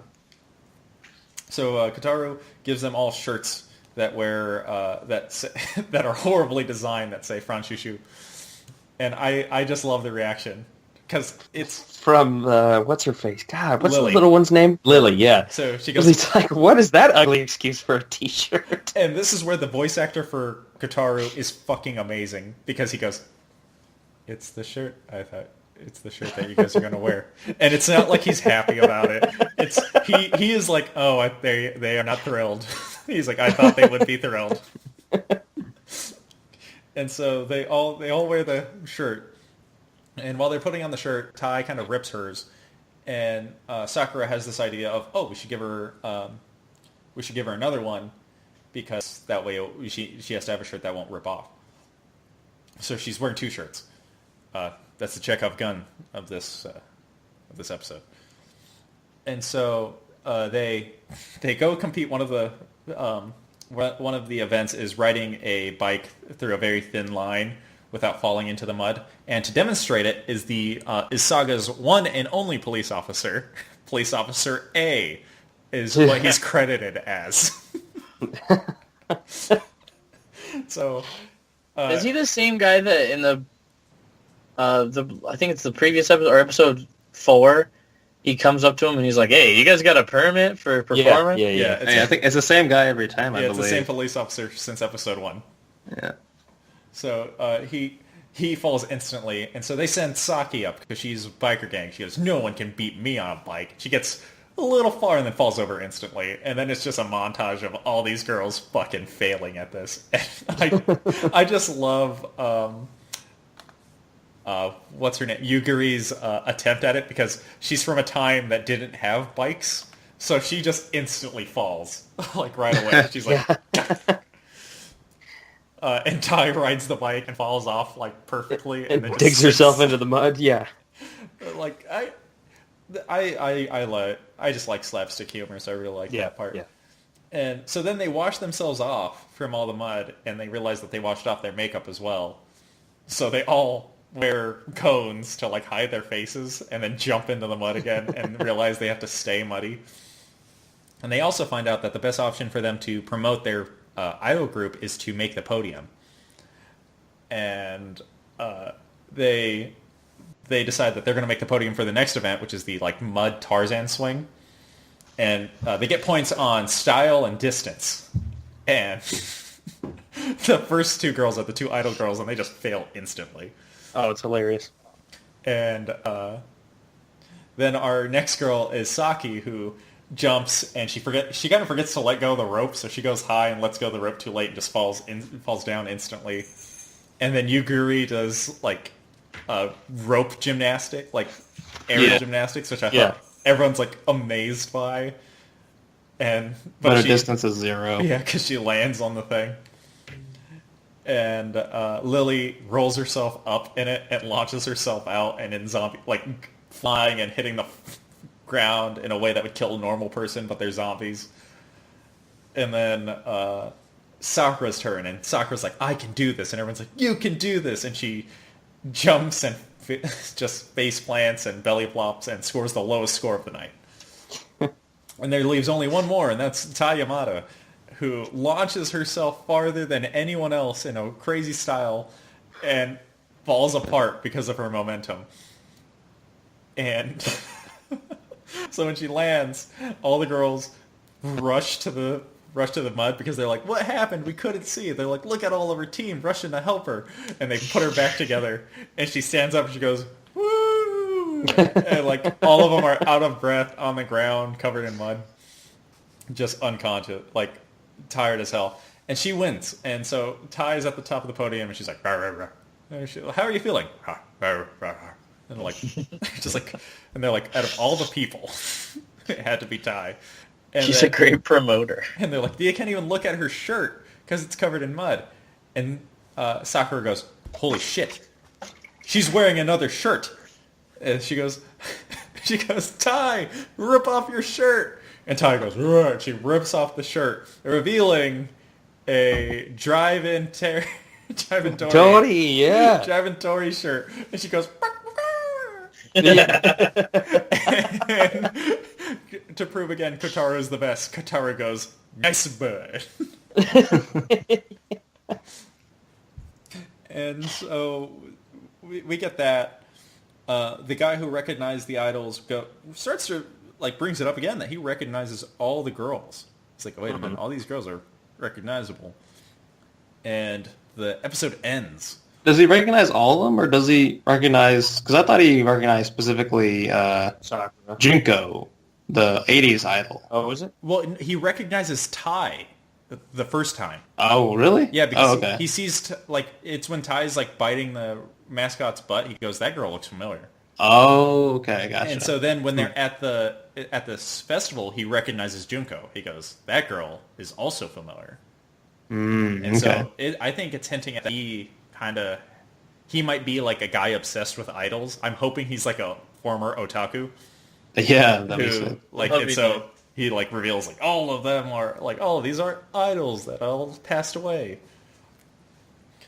So we're 5 episodes in. What are your guys' thoughts on the anime so far? I enjoy it.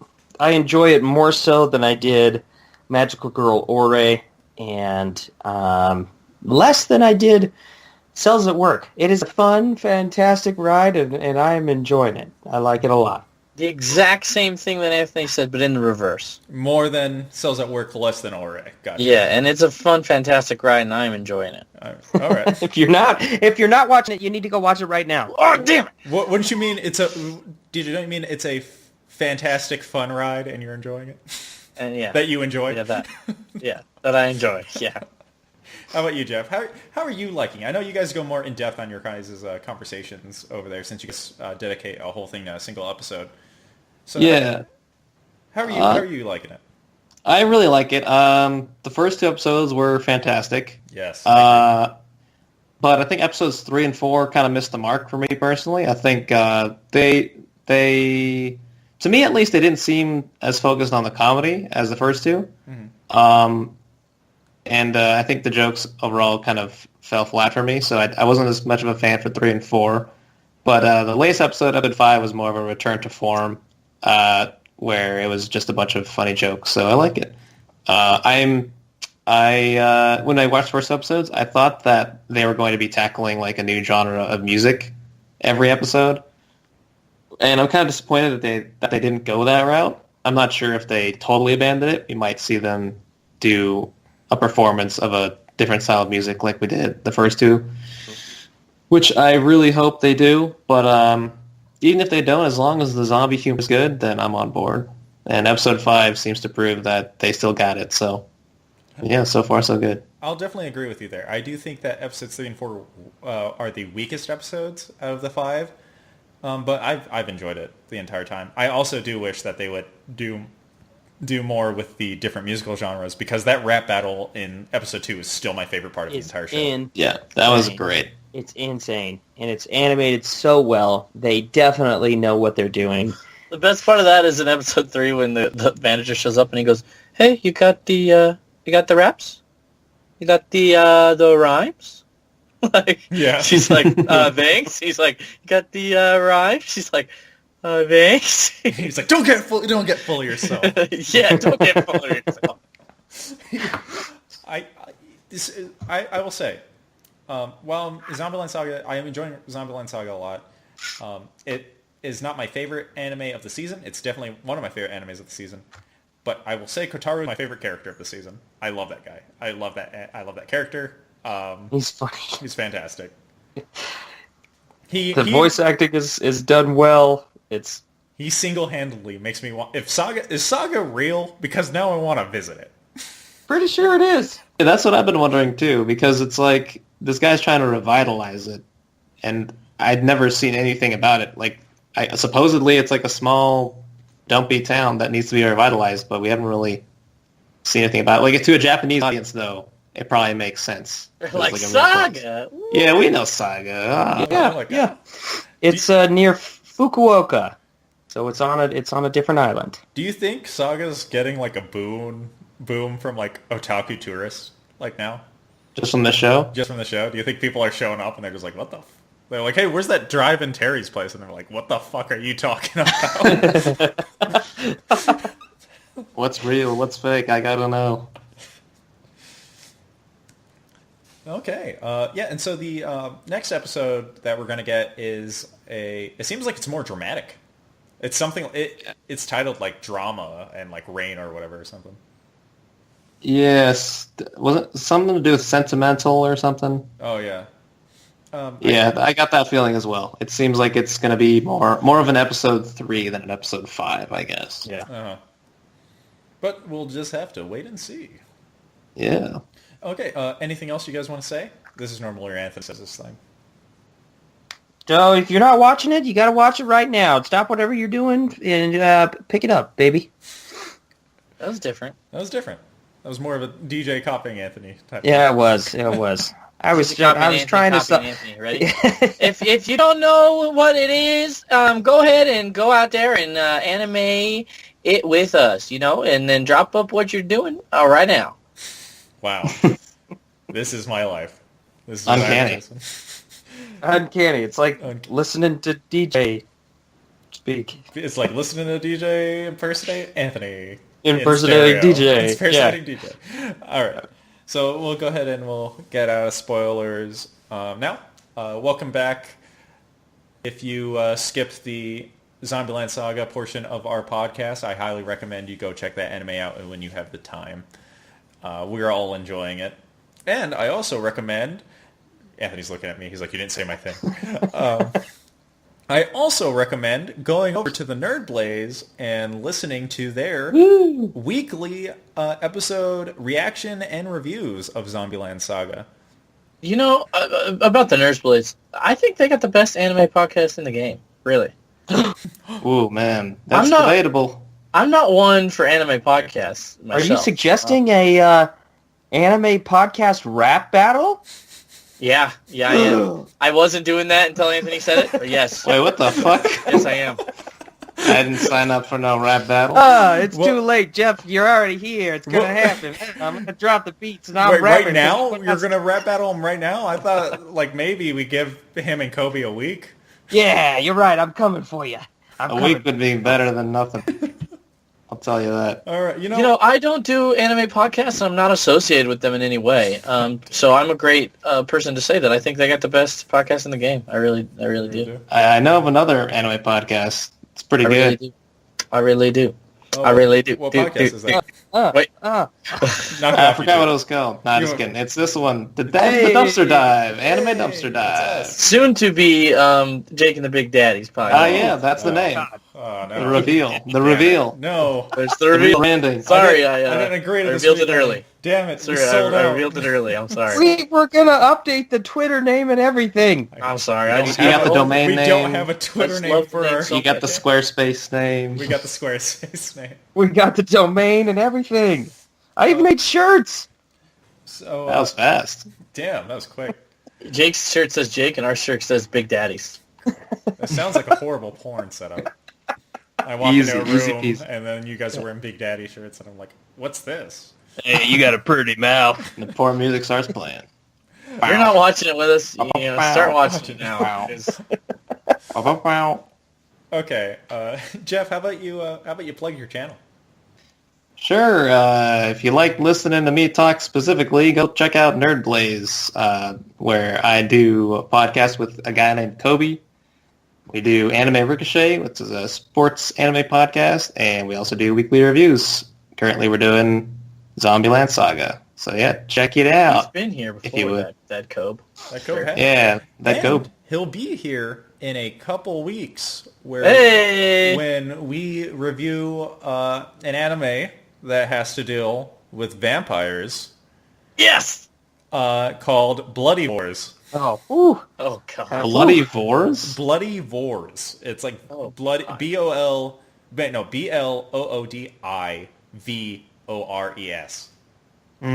So I know what vor is. That's where suspicious. people are get turned on by being swallowed whole. Yes, I've heard of this phenomenon as well. Yeah. So bloody I'm not looking The forward bloody to kind. it. Yeah, I'm not looking forward to it. So that All things sounds considered, unpleasant. the last vampire anime that I watched on this show turned out to be the worst I've ever seen in my entire life. Also, So, but to put into to be a smart guy, not a dumb guy like Anthony for a second. Sorry. But vor generally means to eat, like herbivore or carnivore. So a bloodivore is someone who eats blood, and therefore it's just saying that the show's about vampires. I think that instead of calling them vampires, they're called bloodivore. Bloodivores. Oh God, that's God, I stupid. hope not. Like, Okay, though. I mean, Man, that's a lot it of can't be worse than the last Bloodivore. vampire anime. we hope. We hope. Let me mark my Not words. possible. Can't It's be not worse. possible. If it is, oh God, I don't know. Anthony even quits. know. Can you imagine at the if Bloodivores is terrible that Jeff Hobie get to go back to their channel and Jeff got an okay anime and Kobe got a fucking terrible one. Well, I mean, Be we awesome. Just like I mean, I got what's it unscathed. We've already done it to Jeff. We gave Kobe Madoka Magica, and now Jeff's got to watch a shitty Magica shitty version of it. Man, shitty if it's version of that, shitty, so. can we keep it to 12 episodes? That'd be Yeah, there's that's my tolerance. Shorter would be even better. I wanted, Diabolical Lovers was shorter. Shut up. technically. I wanted to, speaking of keeping it at a 12-episode limit, originally I wanted to to have us talk about an anime that I liked, that I found out about through a Ricochet called Chihaya Furu, that Jeff Here we just go. tore to pieces in that. He did Is this not the part? like that. Is this the part where we talk about? This is just a little part where I just want to bring up, Jeff, that show is not terrible, and you made it sound you know like what? that show attacked you personally. Yeah, There, I feel sentiment. toward you. However you feel, I feel the same. I don't remember how much I tore into the show, but how I remember it nowadays is that I don't actually think it's a terrible show. I just think it's okay. And what's frustrating about it is hidden within the show is actually a really good one. Just waiting to poke out, and the writers are trying to suppress it, and that's what makes me mad. You That's what makes fucking cop out. Oh God, you're a sellout. I would What, by not saying it's never. terrible? I would never say that about Diabolic Lovers. You guys are all fucks. No. Anthony challenged the fans of Diabolical Lovers to a fight on our review of Diabolical Lovers. He Yeah. said, if you like this show, you can just come fight me. He That's not what I hated it. said. That's He not did. what I You said. might as well have said it. I just, it's the fan base makes it horrible. I like what you said.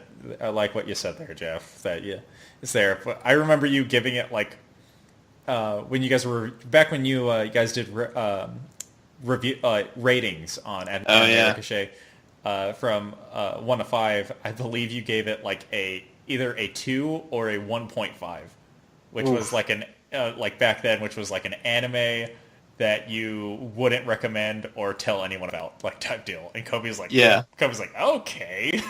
That was a little harsh. Yeah, I mean, I think I still feel that way, actually. Like, there are better sports anime for you to spend your time on, for sure. I recommend Chihaya Furu. Well, Jeff, we recently reviewed Yuri on Ice. Did you like it better than Kobe did? I think we liked it about the same. They both liked it a lot. Yeah, I had a good time. Did you guys like it? Yeah, Yeah, we liked it. One of my faves, for sure. Really, yeah, really good. Now, that's a good OP. That's an OP That's a anime great- OP that I never That's skipped. one of the Oh, yeah. best. I will fantastic. agree with that. Watched it every time. All right. I think it's about time we wrap this up. Jeff, thank you so much for taking the time to be with us and watching Yeah. Magical Girl site with us. It was my pleasure. Thanks for having me. You guys are a fun bunch. Oh, thank you. Oh, Oh, you can come back anytime. Should we be Jake? Jeff? and the Big Daddy Fun Bunch? I think that's a great name. You guys press the issue. Don't let Jake get away with that. Down with the tyranny. Down. Yeah, no more It's either- bad animes. Yeah. Either that or Jake and the Big Daddies. Jake and the Big Either is fine. Jake and the fun Big Daddies. I don't know. Maybe mix it up. Jake and Put it in a blender. Uh, See what you get. All right. Well, if you like Jeff and like him stoking the flames of my demise, you can find him at the on his channel Nerd Blaze or on Twitter at the Nerd Blaze. Right? I don't know. We don't do anything without Twitter. You guys just tweet out the episode. You tweet out the stuff you guys do. I think so. Yeah. Let's go with maybe that. we got a Twitter one day. And Anthony, where can they find us? They can find us in the description below, right at our Twitter handles. We're on all forms of social media. You can definitely find us here on the YouTube channel. Please like and subscribe so that you don't miss out some of our toasty little Big Daddy reviews. I'm sorry, I'm tired. I don't like the Big Daddy narrative we have sown. You can find us wherever the sun may shine, wherever the bad animes may reign. I can't cover. That's where we shall be. DJ, the Darkest Alleys is still possibly That's the one of my funniest favorite one. ones. Did I say That's you the can funniest find us one. in the darkest He goes, alleys? you can find us in the darkest alleys. All right. Well, thank you for listening, and we hope you have a great day. Great morrow. Bye. See ya. Great morrow, all.